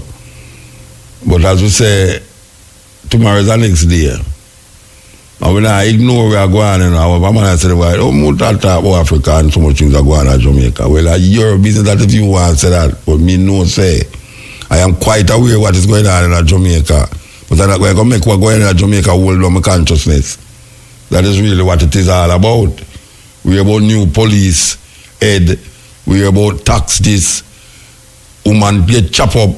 All these things. It's terrible news. Terrible news. So we come with some news where even though it is not what they call current affair news in Jamaica, but it's something where we feel say we're supposed to make the people them hear. You understand? Because that is really what we're all about. That is what we're really all about. A lot of the things that we used to say 10, 20 years ago, and people scoff at it and laugh at it and mock it and jeer it. It come right round now, full circle. This is the Cutting Edge, yes, Ian. Bonsoir, man. Where am Papa? I'm there. Boy, I'm listening. I hear nothing blow up, no airport blow up, not Turkey. Last week, I come back, you know. Allah, see you go there. Allah, see you go to Turkey. Yeah, but when they come back to the airport, and blow up it. Yeah. And the next time I go again over there and come back to them blow up some of them again. But you know something? What I say? Disaster follow me. That's a conspiracy theory started. You know, see, I wasn't supposed to be here, you know. I was supposed to go in some ways, you know, but due to circumstances beyond my control, it don't work out. So I come forward here, so but yeah, I hear you, man. Yeah, man, but it is good to get on different perspectives, man. Oh, yeah, man. I think it is wise to stand. To stand at least two places. I need relationship to any knowledge so that third position can naturally arise. You know, something like that. You know, not exactly where it go, but because whatever you see depends on where you stand up. You know, any knowledge you have depends on how you start to understand, how you understand it, your perspective. Yeah, you have to look on it, yeah, of course. Different angles. Yeah, man. You know? So sometimes when we talk about different things, but when you go there go experience certain things, you have to, when you come forward and you dip on the radio, you have to really make the people them hear another perspective. Yeah, because otherwise they won't believe. And you're not going to see that the Gleaner and the Observer, because they mostly are cover where go on in America. Yeah, you come in like, hey, there, and you listen. Do it proper, and realize that propaganda enough I lose there here from America, from CNN and all them things. It's not just zero, No, Jamaican people not do that, man. Listen to Al Jazeera, no, sir. Well, I can't go for last week, but you're going to go already. But the week before, when we had discussed the letter to your business. Oh, the J, yeah. Right after the talk, I basically come on and I tell us about the Spanish. Yeah. But we have one correction about that. He said the G is silent in Spanish, but the G is not silent in Spanish. Oh. The E is silent in Spanish, but the G sound like a E. So like one, J-U-A in a one. A one, yeah. So coming like a H-U-A-N, one. Yeah. So, one. Yeah. You know. So wait so explain that to me now. Why I like one? In a Spanish. Yeah. When you see the letter G in a Spanish, you pronounce it like a H in a English. Oh yeah. So stand one. Yeah. Alright, so June. So June, when you see that Spanish, a J-U-N-I-O. Julio. So how you pronounce that? Julio. Julio. No, Julio is what? Julio, like somebody name, or the month. No, spell Julio, In a Spanish. Yeah. Yeah, Jota, which is J. No, wait, spell Julio. J-U-L-I-O. Okay. And how you pronounce January now? No, January no J in Spanish, Enero. E-N-E-R-O. Okay. But the J, when you see J in Spanish, I pronounce like a H in English. When you see the H, you don't pronounce at all. Okay. See, me not know something at all. That's why I like when you say H-O-M-B-R-E, you say hombre, you say hombre, you say hombre. You don't pronounce the H. So, I swear, all the way I say hombre out of ignorance because Jamaica no pronounce H, So we don't say hombre normally. Instead of hombre, deep breath and all them something, You have asthma with the start to tell them. Alright, you feel like you have one football team where you never sports card and then say Juventus. And the people when I think of Juventus, a Juventus. Oh yeah? Because I don't know it's sports not Spanish, I like that it's sports not Spanish. But Spanish and Portuguese look like almost the same language, man. It's close. Yeah, it's very close. Because what you tell me now sound like a Portuguese thing. It's close. I some French words sound like the Portuguese too. But it's Spanish with the ears, and then that's not Spanish now. Then I really have no word start with W. In a Spanish? And then when you see mostly I find it along with the barrow. Oh yeah? And then you double. Then if you want to double, so how much letter in them alphabet? I think it's down to 25 now. I used to do 29. But then I used to have one letter like the Belgian letter, Then you used to have one letter. C8 was a letter by itself. But in 1994, I think, they have one big conference. Until they want to get in line with English speaking and the typewriter and thing. Yeah. Then say, alright, C8 is not a letter by itself no more. In a dictionary now, as just C and a E. So the word them used to spell with that letter now, how them spell them now? It's still spelled because C8, but it's just that in a dictionary, you like the way that it says, you have A, B, C. A, B, C, C. So you got A, B, C, C8, then D, then E, then F, alright?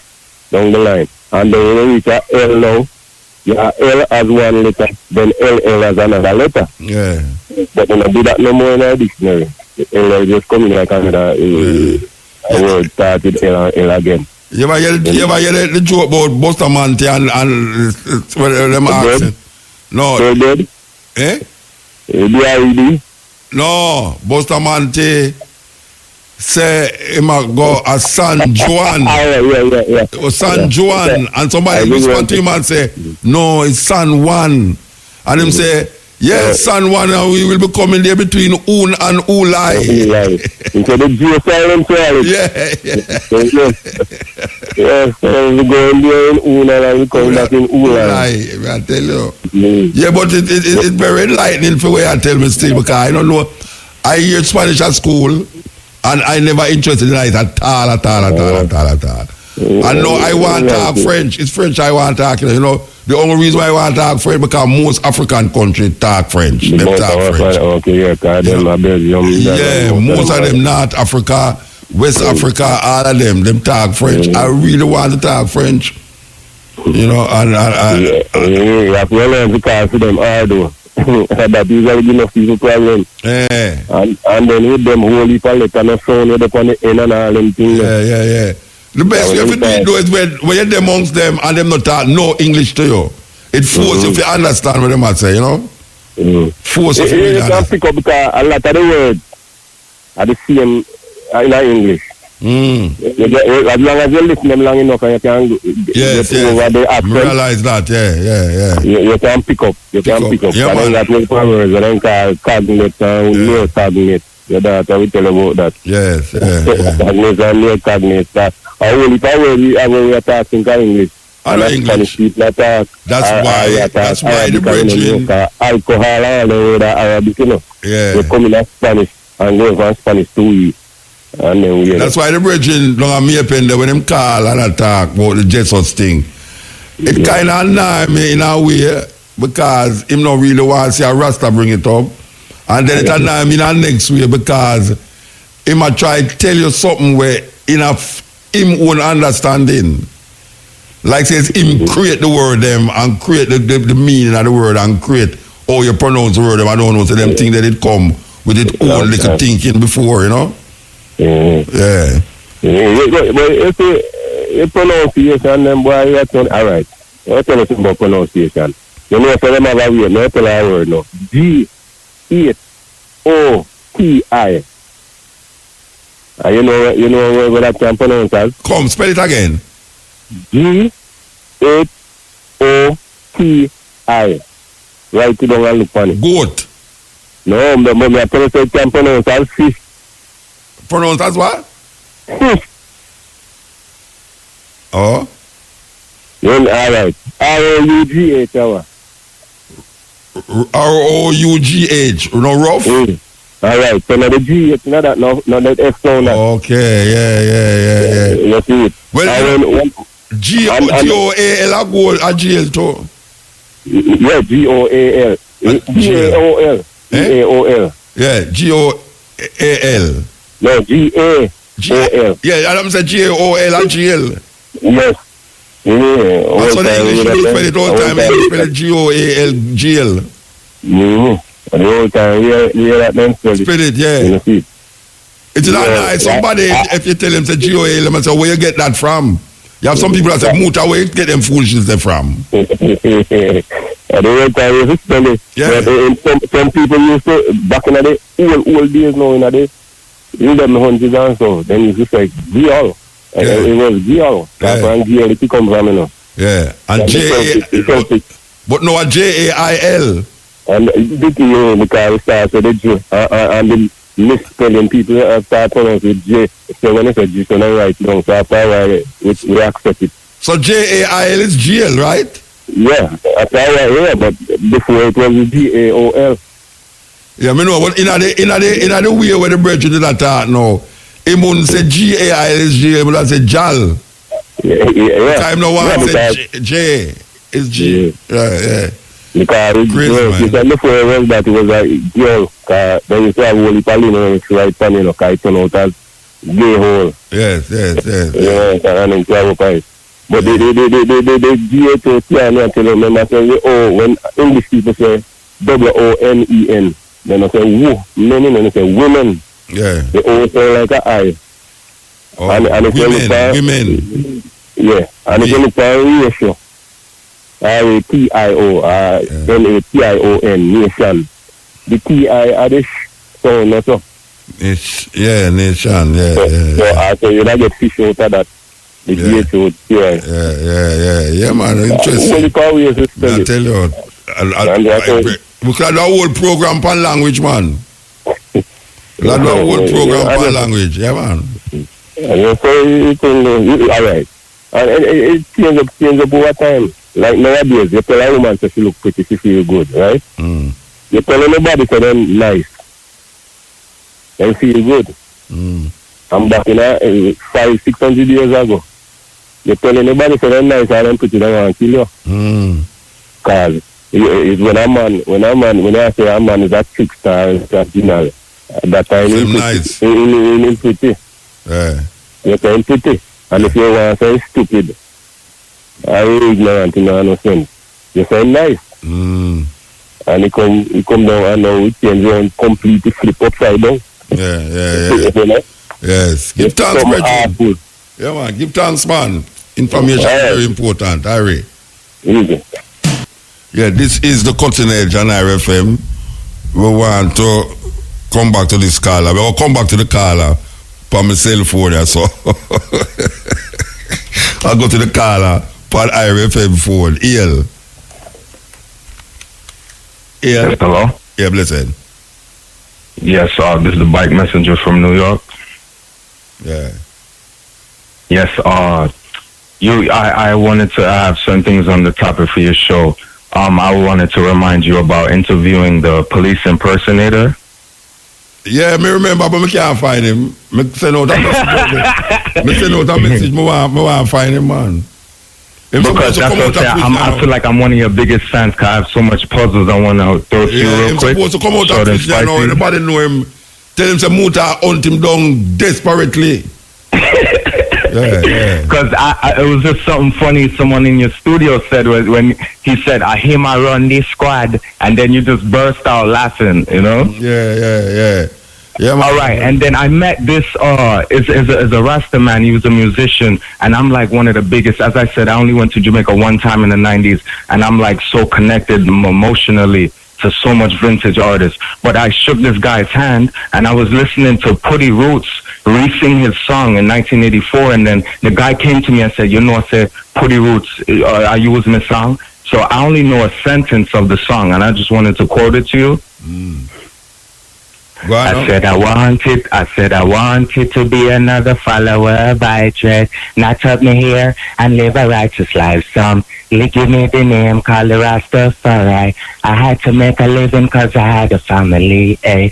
So you know what name? A Rasta him name.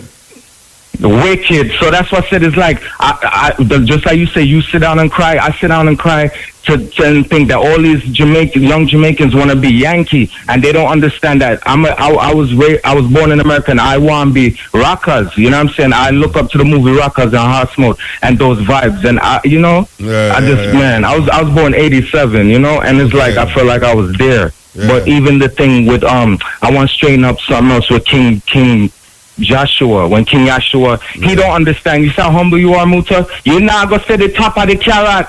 You just waiting to see if he knows. Because he say carrot don't have alkaline, but he keeps saying the bottom part of the carrot. But it's sweet in me because you ain't revealing it to him until he say it. Yeah. You know? Yeah. So that's what said I'm so connected listen, kid, I'm telling you, man. That's what I said when I fling certain lyrics to you. I don't want you to think I'm going overboard because I'm going to conscious lyrics. You know, man, yo. Yeah, man. Everything nice, man. Everything nice. Give thanks, Bridget. All right, one love, right? Yeah, man. Give thanks. Yeah, that Bridget there. I hope I'm get to meet some of them people I call this program. I do, believe you me. I'll King James. I want to meet him. For some reason, I want to meet King James. All right. So we did explore the music. A while ago, we were talking about the African them on the continent. And we play Alpha Blonde a while ago. Alpha Blonde is the one where open up the African them like Lucky Dube and them man them on the continent. And then, we play Ishmael Low and we play, not Ishmael Low, Ishmael Isaac. But we want to play another bridge, even though him never do reggae as such, but he's a very popular artist. But me and him have a tune together too. He pay a tribute to Marley, Bob Marley, and we do this at Tough Gang Studio. Where were they? Yes, over there. You know, what?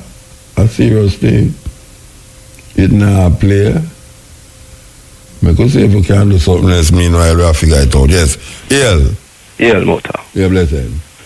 Yo, it's the Prime Minister so-called apology. It's a disrespect to Rastafari, you know. When you say disrespect, what do you mean? At first, in the budget presentation, him come and him say, them are going to apologize at the appropriate time.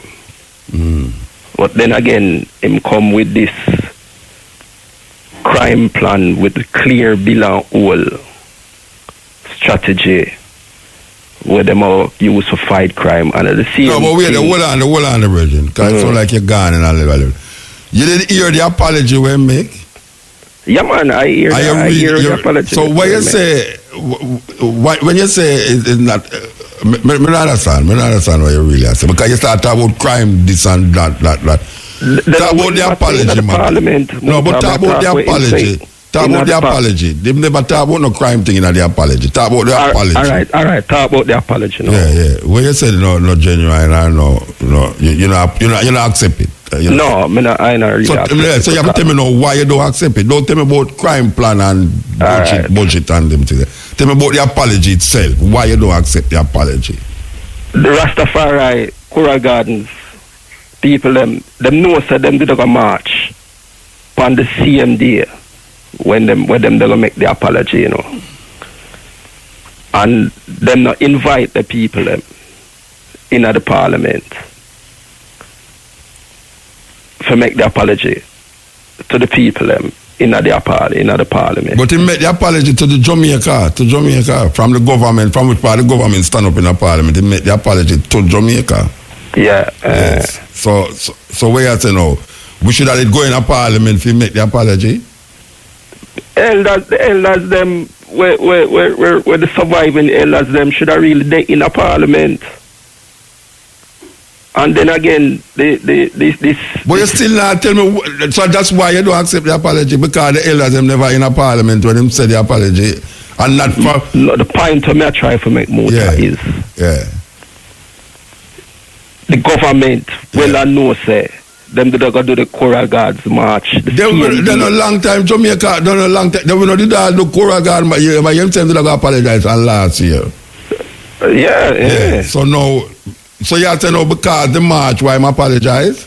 No, not because the march. It's why? Because him knows that the man them did a march that day there. That's why him come and make it pan that day there. Yeah, but you have to say so even if you make it pan that day there, what is wrong with the apology itself? It's not when he make it, it's if him do it, so him do it. So what is wrong? Alright, so you have to know you don't accept it because he make it pan the day when the rest of them are march? Right. That's why you don't accept it? Right. All right, sir. And then again, this compensation, where them say the $10 million, the minimum of $10 million, is a gross disrespect, because them say them are put it in a trust fund. Trust fund of a little picnic thing where you're under 18 and you can't manage your finances. Tell me where them should have do.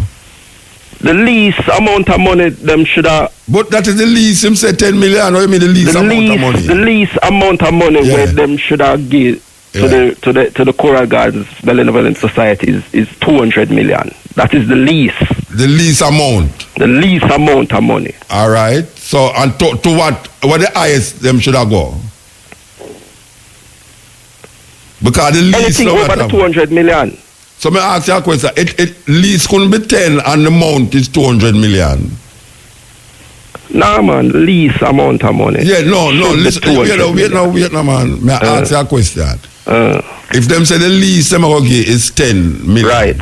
In a trust fund. Yeah, the most of them could have gained in a trust fund is 200 million. That couldn't work away there. Yeah, it could have worked away there, yes.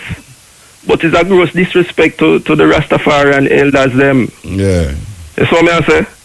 Because you have to put money in a trust fund. That's coming like a little pick in the business. That's what I say, Mota. Me see what you say, but I don't know if I agree with what you say. Me see what you say, yes? But I don't know if I agree with what you say. Because maybe me are the most backward rasta about the place I know when it come out. No, man, you can't say that, Mota. No, because you know. You see, when me listen to the apology, you know, me the African, I listen to and I don't tell you when I listen to the apology, you know. And me read the apology. Me not see nothing wrong with the apology. As a matter of fact, me feel say I apologize. Me feel say the government of Jamaica apologize. After 54 years, government go. Yeah, because we still not get reparation. We still not get an apology from Britain yet. And we still have fight for that. So, 50 odd years, yes, 400 years of slavery, the same thing. The Mama from 1952, the Mama uprising take place. Them just get reparation fee about 3 years ago. The Mama, them will fight in Kenya. Yeah, man, me know that. So when I say to you now, say, what could they have done for you? If them say 200 million, you'd have moved the fence again, you know, at 500 million, you know. No. If you didn't apologize last year, when them said them would have apologize, you'd have find something else to say again. So when I listen to what him say, I don't see nothing wrong with the apology. Okay. I don't see nothing wrong. The wording, when him say, I don't find a problem with the apology. Okay. Maybe I am the only Rasta we see it that way there. But I tell you that. I don't find nothing wrong with the apology. All right. Yeah. Even last week, the public defender did up on the program with Raja. And she... Which program? The said program last week. When gone. Yeah. And she's recommended that the government give the outer money property she said that to the government and the society. 1920, that's a long time recommendation. But Rasta not accept it. Rasta not accept that. So them crash that. No, man. The government no look upon that. No look for what? But Rasta not accept that. Rasta no want out of money. I mean, and then a long time we don't say we don't want out of money. I pinnacle them aside. I look pan. Where I get out of money for when people pinnacle there? I mean, yeah, but even with Pinnacle, them a give them six lots. But you see, every how much acres that Bridging. You try find something every step. I try find something more. Yeah, but look what you talk about. All right, what me just tell you a while ago, say the Rasta don't accept the outer money. I never even understand that. Never even know, say. In other words, you feel them should accept it. Well, there's nothing wrong with the outer money property. Well, I didn't see him with me now. Me not see nothing wrong with the apology. Okay. Me not see nothing wrong with the apology. I mean, if he said 6 lot in a Pinnacle is enough for really compensate. Then that I said to man. Yeah, show yourself. We can't agree upon a whole heap of different things, you know. But see, the main thing was apology and what come after the apology. And when me I work with that now, it's not the apology now. Because we don't fight for that. Me use a program here and fight for that. We walk on the road and fight for that, for apology. So now, we pass the level of apology now. Me not talk about Rasta. Me not talk about for the Rasta community now. Me talk about Mutabaruka as a Rasta man. Me don't pass apology now. Because me hear the apology and me accept the apology. My argument now is what now? What coming after the apology now? What going to happen now? And that's when another fight start now. The fight start again. Even with the benevolent society region forward on there, them are sure the man say why them not have enough funds to really deal with the thing the right and proper way. So you blame the government for that? Huh? You blame the government for that? No, I blame the government. Okay. The government supposed to recompensate the people. No. Me not say them not to compensate the people. Me not say Rastafari keep I think to commemorate where the government do to them. And you go to the government now for help you, for commemorate where the government do to you. Go to the government supposed to know, say. Know what? Them supposed to deal with the people, them the right No, and proper way. wait there. Where you talk about that? You know talk about the commemoration thing where I just talk about on the radio. Yeah, man, that's what I talk and him say them do have enough funds for channel it a certain way. Now that you talk about? Yeah. And you are saying now the government should have give them money for do it. Freely do it for make sure so the elders them are right. No, me I talk about the function me I talk about. And the function you mentioned, you know. Yeah. So the function me I talk about. You are saying now that the government should have give money to keep the Rastafari commemoration of something where the government do to Rasta. It is not incumbent on Rasta now to go they go find something independent of the government to keep a commemoration for Rasta. That you say? Yeah, that I say. A joke business, brethren. A joke business. And if Rasta feel away there, a joke thinking that. A joke thinking. A man develop an atrocity against you, and you are that is like the Nazi them and the Jew them all go to the Nazi them now figure them money to keep a commemoration about the Holocaust. A joke business. You go to Germany Nazi for take money from them for go keep commemoration of the Holocaust where kill 6 million Jews. No, that don't make no sense to me. GLP government marched you down and ransack Rastafari community, right? And you are keep a function and him apologize to you know you say, well maybe this part of that $10 million should have go to wars come for keep ceremony if go celebrate if go commemorate.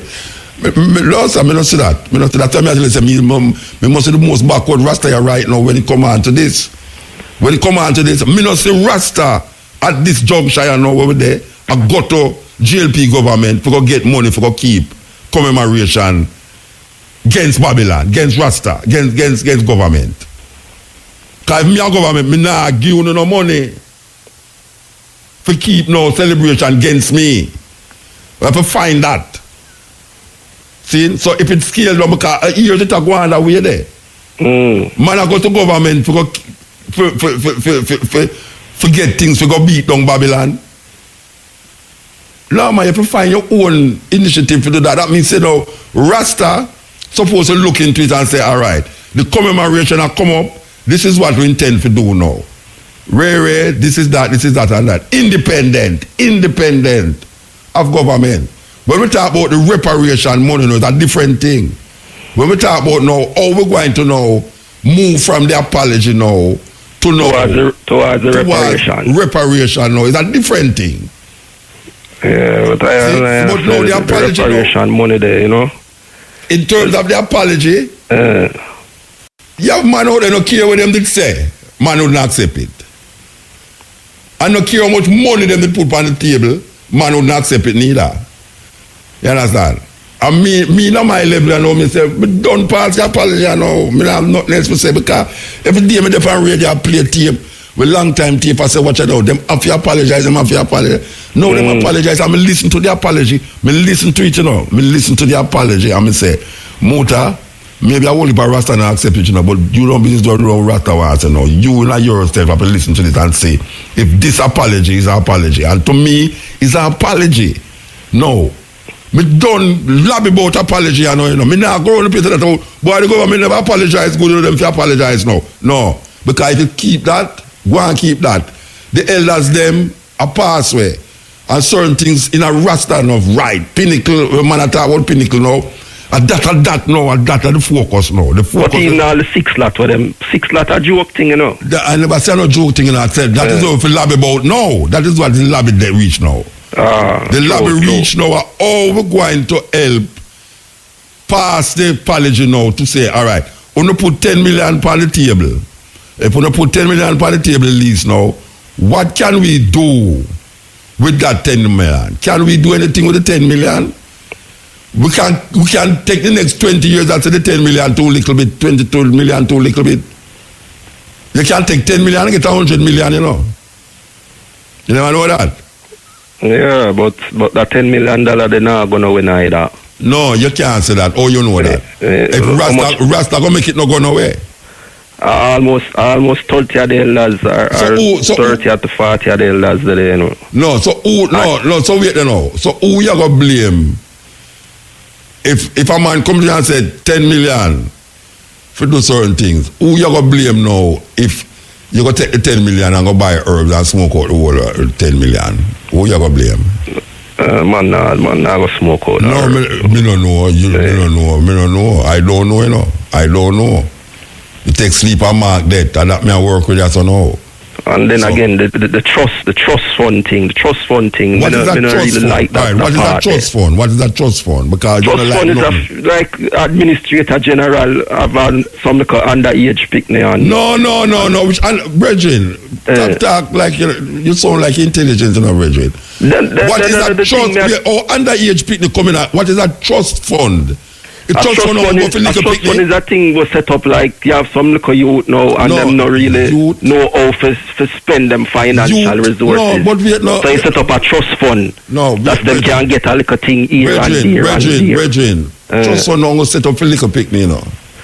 Trust fund set up for administrate funds that is supposed to be given to people who it's required to give to. It no must a little picnic.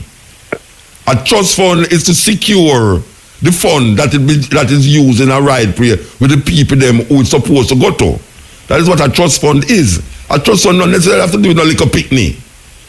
You set up a trust fund in order now that this person or this group of people supposed to get $10. So in the trust fund, the administrator and run it and make sure that these people get $10.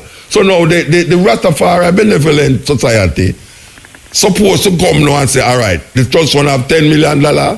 It look clean up, but we could say, oh, we're going to work with this now until we can develop $100 million. You understand? So now, we're going to spend the whole time now, go march, say $10 too little bit, $10 million too little bit, we're going to march and march. We're going to find out if $10 too little bit.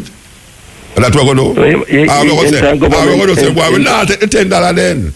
We're not take the $10 million then. Entire year, them attack us some millions. So them pay one man $50 million. Bridget, we know what them do. Yeah, them take $600 million. Say them a cut road. Bush road and all them things there. Yeah, all right. So now, so make we not take that then. Make we just deny that then. People party were there for $5 million. Yeah, all right. Yeah, but them buy all one car for $10 million, man. So me I say to you now, so make we just throw away that then I say we don't want no $10 million from them. That's them I say. Which elder that say them don't want $10 million? The Benevolent Society man. Say them don't want $10 million? Them say that, say them don't want $10 million? Yeah, man. Roger talked to Roger last week too. Who them talk to? That not work. That not go work. No, who Roger did that talk to? Him talk to the said elder we talk to since night. Ika, right? So Ika say him not. Wait now. Ika say him not accept the $10 million. Right. Okay. Yeah, them say that's a joke thing that. So what? All right. So what is the move now? What is the next move then? What is the next move? Well, them as I said, negotiation. You know, negotiate with the government. To do what? To get 20 million. When the least amount of money is at 200. So them say that. So Ika said that on the radio. No, I said that. No. But what is the alternative to the 10 million? What did Ika put forward? No, they never really put nothing forward. But him said that. But him not accept. Them don't say a joke to. They don't think me say a joke to. But me say a joke to, you know. Yeah. Me say that joke. 10 million is a joke. So we say no. If we say 10 million is a joke, are we going to accept the 10 million? Are we going to say it's a joke? We not accept it. What is the position? Well, when you ask, all right, tell me where you all right. Let me ask you personally now, because I cannot lay off a talk with. Make I ask you personally now.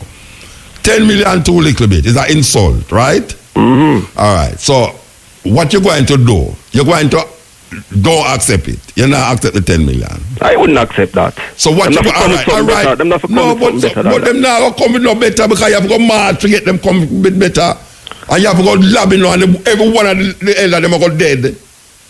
and the $10 million still not accepted, and the one them who have lobby in the benevolent society and all me would have got dead too, and we still not going to get nothing. So me ask you now, if that is the case, what we see 50 odd years come, and then now we are lobby, and then now something come, and we are saying now, no, the something come, we know that, you know. And then the elder them sit down there, so I wait for you go lobby now for more than 10, for 200 million. You think the elder them are going to sit down until you get more 200 million and them take 50 years to get 10 million? But me know so you can't take 10 million and get 100 million. So we are say them to accept the 10 million? Me I say, if you have an alternative, you know. If you don't accept the 10 million, what are you going to do? You're going to march for 20 million? You're going to march, you're going to lobby, you're going to burn down Babylon for 50 million? Keep sustain the pressure upon them and loot continue. Until when? Until when? I mean Muta. Oh, you mean, Muta? At 54 years. Then you think the elder them there so no I going to live 54 years more? You think the elders them will want some help and will want doctor for go a doctor? The elders them will want someone to live, to deal with them family and them something. You think that them are going to live 50 odd years more for sustain that? That's why government now them own a conscience to know say. Them do have no conscience. Deal with the people Brethren, you are talking about conscience. Them do have no conscience. Them do have no conscience. All right. So now, if you got to start say them deal with them conscience, and then you have to $10 million. May I say to you now, you couldn't take $10 million and make 100 million. Eh? Muta, it all depends on. No, me ask you a question. Could you take $10 million and make 100 million? Sure. All right. You see the circumstance, you know, that now it not gonna work because you have the elder to deal with same way. All right. So the $10 million, you not gonna accept the $10 million. So where the elder them are gonna do before them dead? Where them are gonna do? Where you gonna do with them before them dead? Tell me. Tell me what them are going to do. Medicine for keep. Some of them have arthritis. Some of them have this other. And them in them 80s and all them to do. What them going to do? Practically now. What them going to do?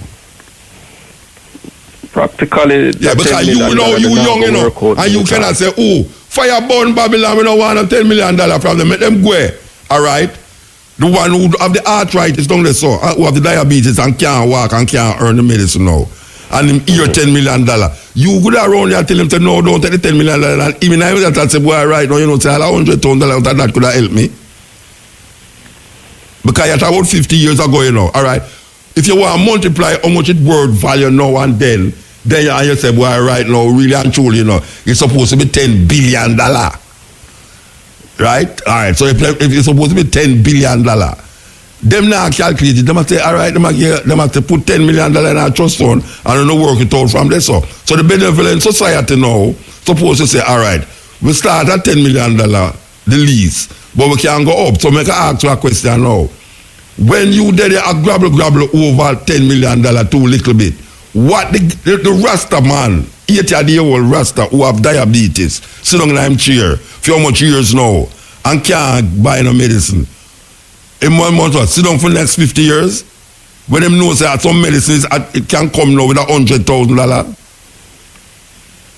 You don't think so one of them elders that love say $100,000 in front of them? Sure. Yeah, if you go buy some medicine. Sure. And bill up maybe $200,000 could have give him a nice structure for so long with bed and all them thing there. Brethren, you see, watch out. Fighting is one thing, you know, but if we put the thing in perspective, it's the next thing. So here we know. We can fight and we can fight and we can fight. We fight and say apology, and the man them apologize to the thing. Them say $10 million, we can't say $10 million too little bit, but we can see where we can work with. All right. Them now go to 200 million. You see them give it, you see the Pinnacle thing? All right. Them are going to give a lot for Pinnacle. What them giving a lot for Pinnacle to do? What the rest of them, what the rest are going to do with Pinnacle? What the rest are going to do with Pinnacle? Tell me.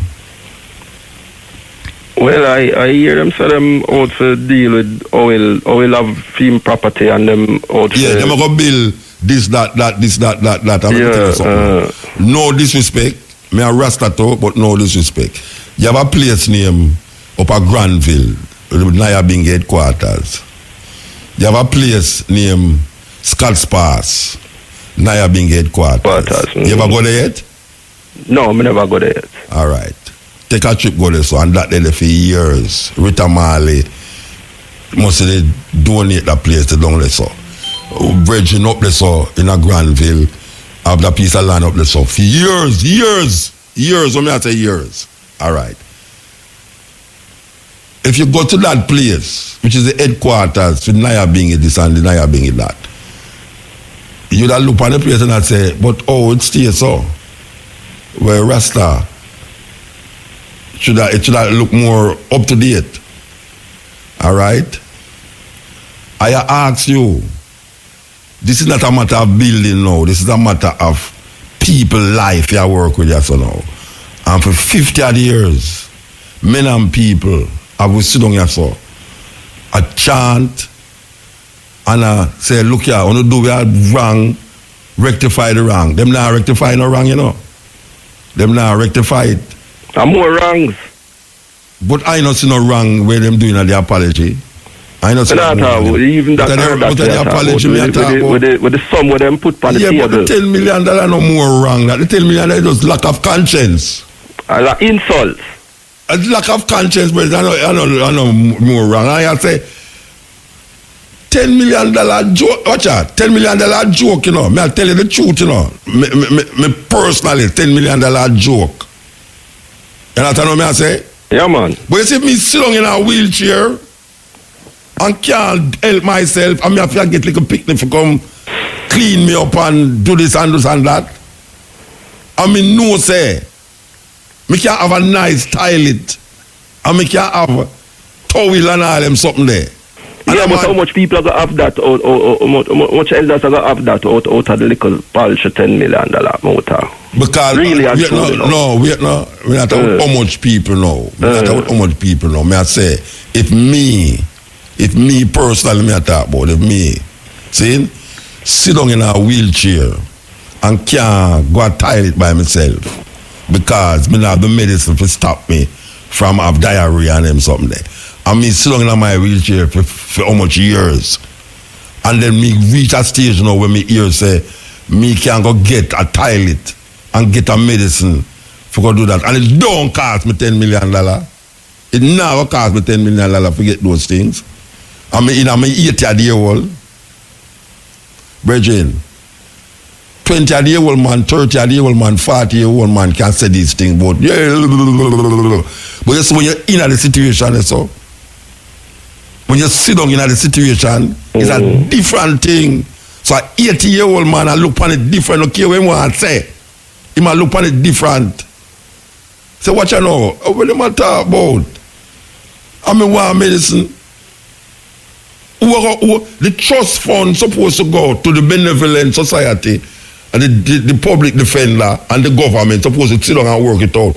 Now, if the rest them, sir, them must have a lawyer supposed to deal with certain things, right? I don't know who are the lawyers supposed to deal with, but them supposed to have a lawyer work this out. The lawyer supposed to advise them, say, look you know, all right, you see the $10 million, because apparently, you know, the whole thing sent around $10 million, you know, it's weird. Yeah, that them put on the table. Yeah, but a joke is if the rest them are going to make $10 million be the center of attraction, you know, for them.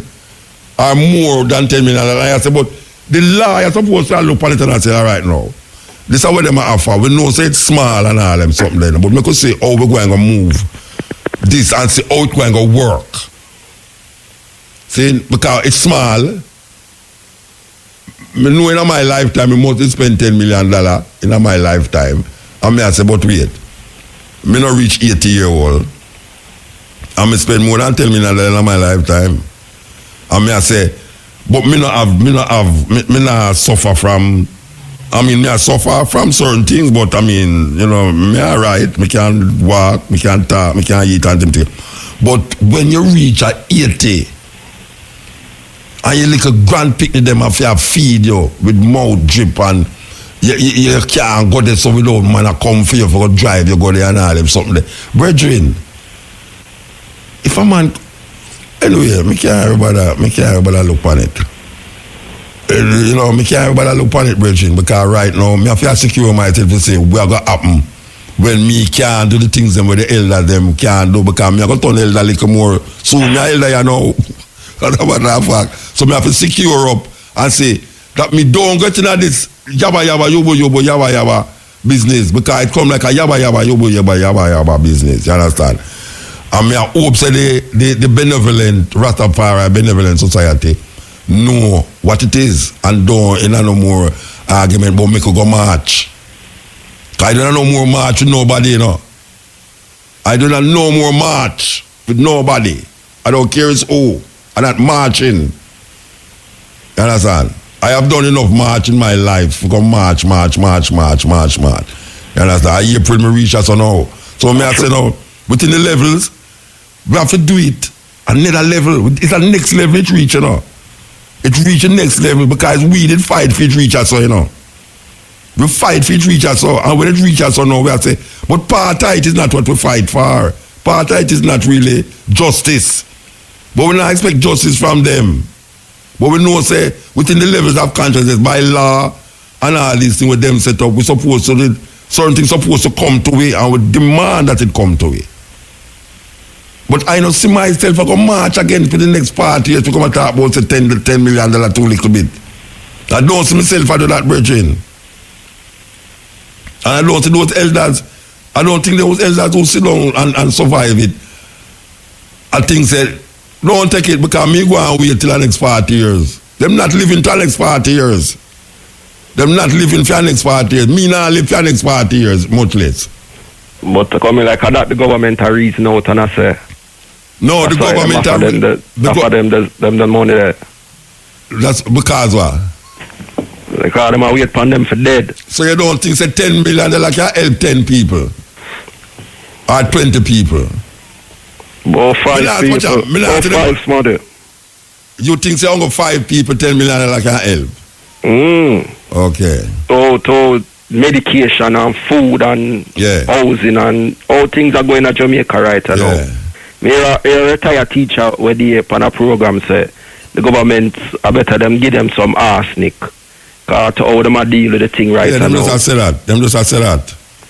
The elderly retired teacher said that on national but you know what, no arsenic. Because the government give her arsenic, she not take it. So that's the code pick them wicked, them I want to kill we half. Yeah, but to how them a deal with the thing right now, yeah, we know how them a deal with it. The country right but we know how them a deal with it. That's why we have to know. We have to just be wise. It's busy we are work with that. So, I don't know if it's old, I get old when I talk that way, you know, but I say, you have to be wise now. How we going to function moving from here to there now? Because them put you in a position again, you know. Them put you in a position again now for you start now grab for 10 million or not. To 10 million or not to 10 million. That is really the argument, you know. You know, see, that is really the argument to reach us on, you know. So, we're going to sit down in the middle night and dream about why 10 million can't work in our, because they tell me like it's crazy. It's crazy. It's part of the psychology. The psychology now is have we know grab amongst ourselves for figure out why $10 million too little bit and I tell you make you just take $1 million and then the argument and then you have man under who you can't trust with certain things and you understand that's why even a trust fund is much better than for just say alright. We're calling up on 10 man now who is responsible. We're going to give one $5 million today and $5 million next year. And then the $5 million you go down which part you go down with it. And then you go hear everybody a ball say, him get $5 million and I no get no times and that they're supposed to get under one. And then you pure complication. That's why a trust fund is not a bad idea. A trust fund is to put it in there where nobody can personally go take it and say, $5 million immediately get, you know, and when you go to him, them can't get account of the $5 million, they go, you say, I'm a thief, and you go to the one, they are criminal.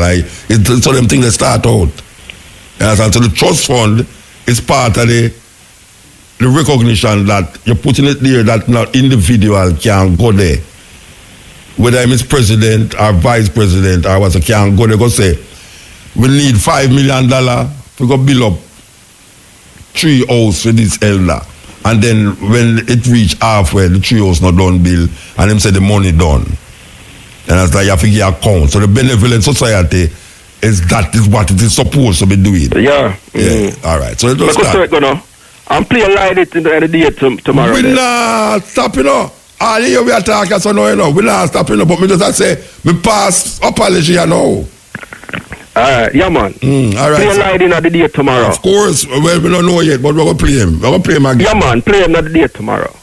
All right, Patrick. Bless up, Mota. Give thanks, yes. Yeah, Mota. Mandingo.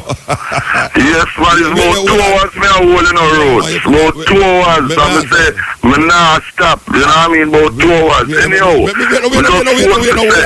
Hold on. You didn't hear Lloyd Coxson a while ago?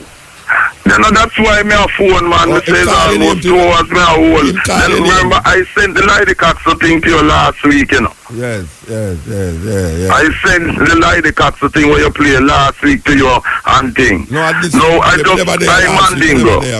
Wanna say. Yeah, but me send it to you on WhatsApp, man. Yeah, man.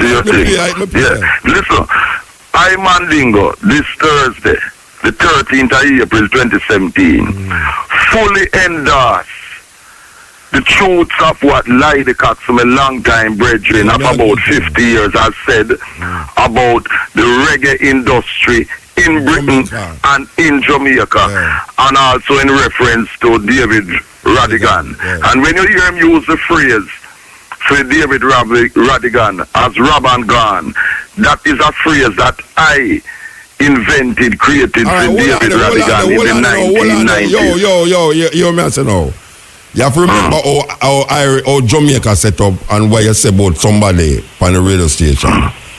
You have to take into consideration. See, say, you don't want no argument we're carrying over. Yes, in terms of that. But what happened is that it was what you call a tongue-in-cheek Christian thing. But what has happened is that what Lloyd Coxson has said is something that a lot of our people know the truth of, but are afraid to come out and say it publicly. Since this has gone viral, people all over the world have endorsed what he has said, and a lot of them in the music industry in Jamaica and in Britain and in the States have said that they agree, but they have admitted to me that they are afraid to say what he said publicly. That's why we play it on the radio, because we know that no radio station now go play it. No radio station in Jamaica now go play it, but this one we're going to play it again too. Yes, and play it again. And what it goes to show is the kind of deliberate denial of truthful information about African people and about our culture. And you mentioned something which is so true. You mentioned how you will have Europeans coming to Jamaica, first class flights, stay in hotel, making documentaries, and making a lot of money, become rich doing documentaries. Yes, and the people who they interview in Jamaica get absolutely nothing. In the 1990s, there was an English girl who got in touch with me, and she said, Mandingo, I hear that you are the man to go to, because I need to get in touch with some legendary Jamaican artists, because I want to do a TV program about them, and I hear that you will be able to find them for me and so on. I said, yes, no problem. So I say, so what is it? What is it for me? What am I going to get to provide these services in getting these artists for you? Because she was going to Jamaica. She said that, she'll just buy me a drink. A drink. No, this is the typical mentality of these racist culture vultures. They come to our countries, doing documentaries, become rich, because they're well paid, hotels and things, and we the people who assist them is our culture. They're living off and getting enriched. Nothing. I said to her, you want to give me, an African from Jamaica, a drink, and your budget is many thousands of pounds. You going to Jamaica, you want to go to Jamaica and so on.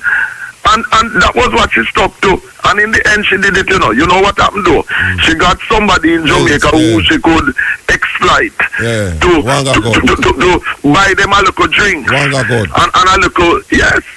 This is the kind of exploitation that goes on, not just in reggae music, but in all aspects to do with our life.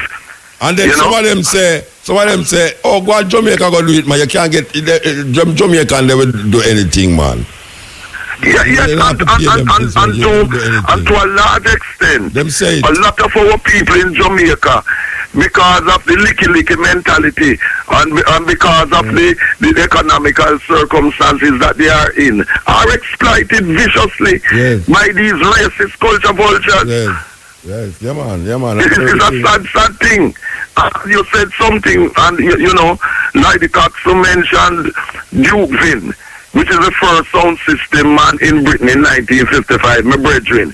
His mother, Aunt Sear, used to live at Big Yard, 61 Wildman Street, beside Jamaica Success Club. And he went to Calabar, which is the corner of Sutton Street, and James's Street. Yeah.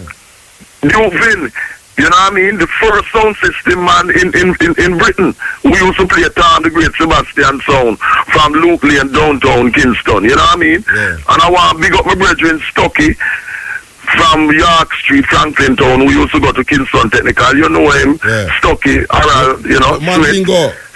Mandingo, you know the thing with it is that we could go back to this documentary thing, because everybody make documentary now. Would I make documentary upon a certain artist, I make documentary upon reggae, rock, say the dancehall, or make documentary upon a Rasta, Mutabaruka and all these things. Yes, I'm making a lot of money about it. They want you to sit down in front of the camera and spill your guts. And when I think about it, I say, but wait, who is paying for all of this? And don't tell him, say, I must get some pay too. If I don't spill my guts, you hold a camera in front of me, you have a light man and a sound man behind me, and you get plain fear if you come along and so. And you put up in a hotel and you get all per day and all these things.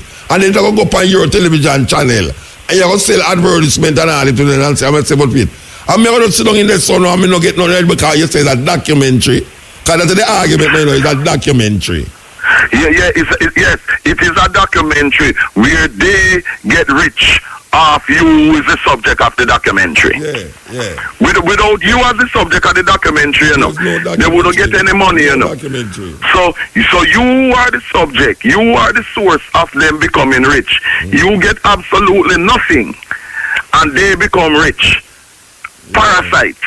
And people in Jamaica must stop being interviewed and doing documentaries for these foreign culture vultures who get rich off our people with these so-called documentaries that enrich them and leave our people poor. Brethren, if I ever tell you how much people call me for interview because they make documentary, you'd never believe it.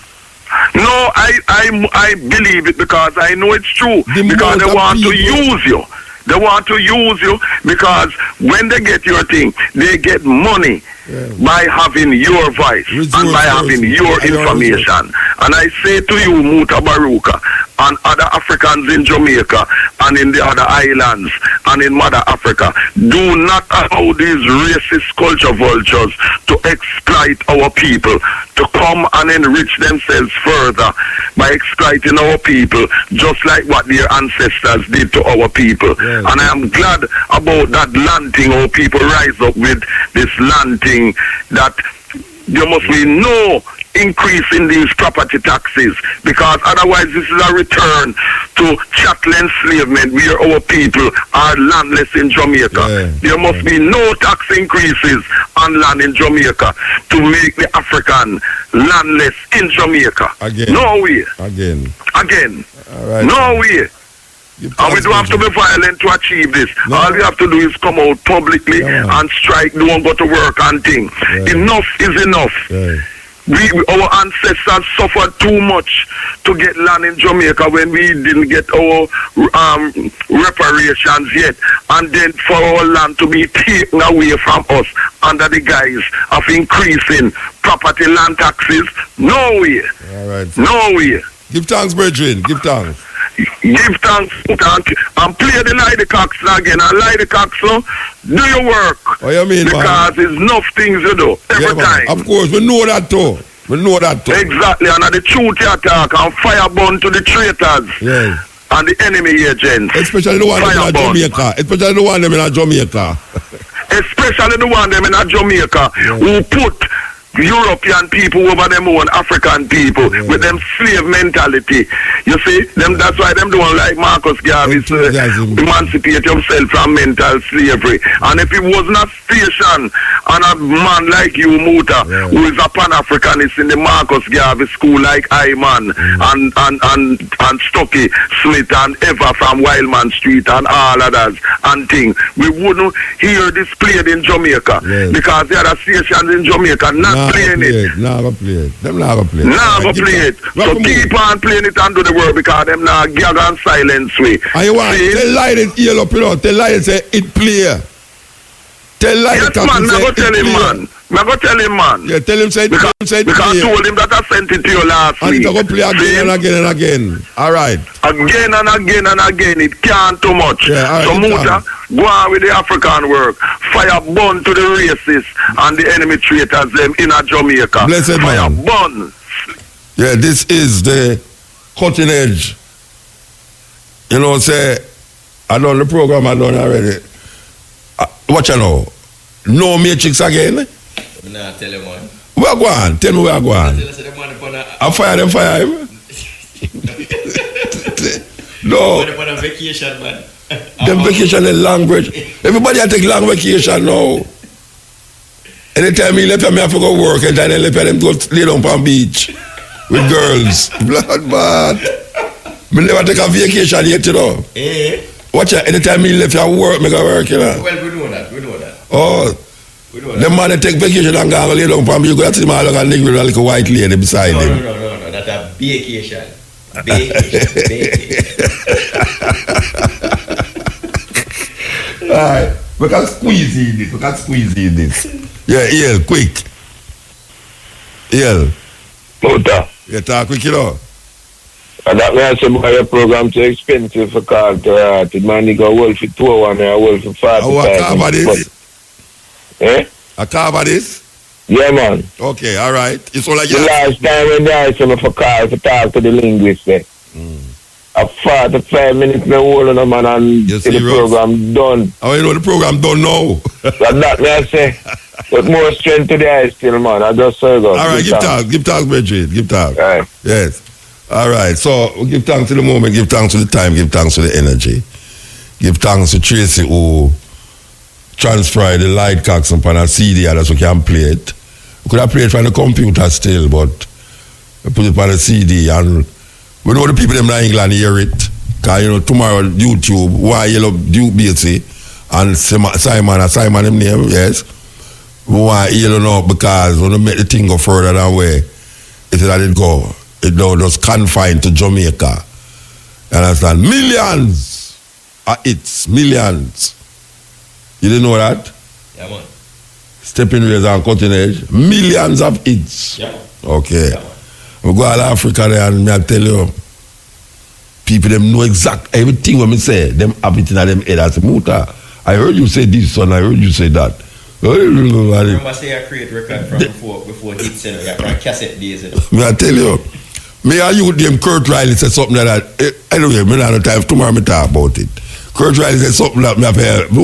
Anybody who know Kurt Riley, tell him they must listen to Stephen Razor tomorrow. Believe you me. I don't know where we get them things from. Anyway, we're gone, you know. We're gone. Tomorrow, not tomorrow, little more from 2 to 5:45. It's Stepping Razor, the art of war.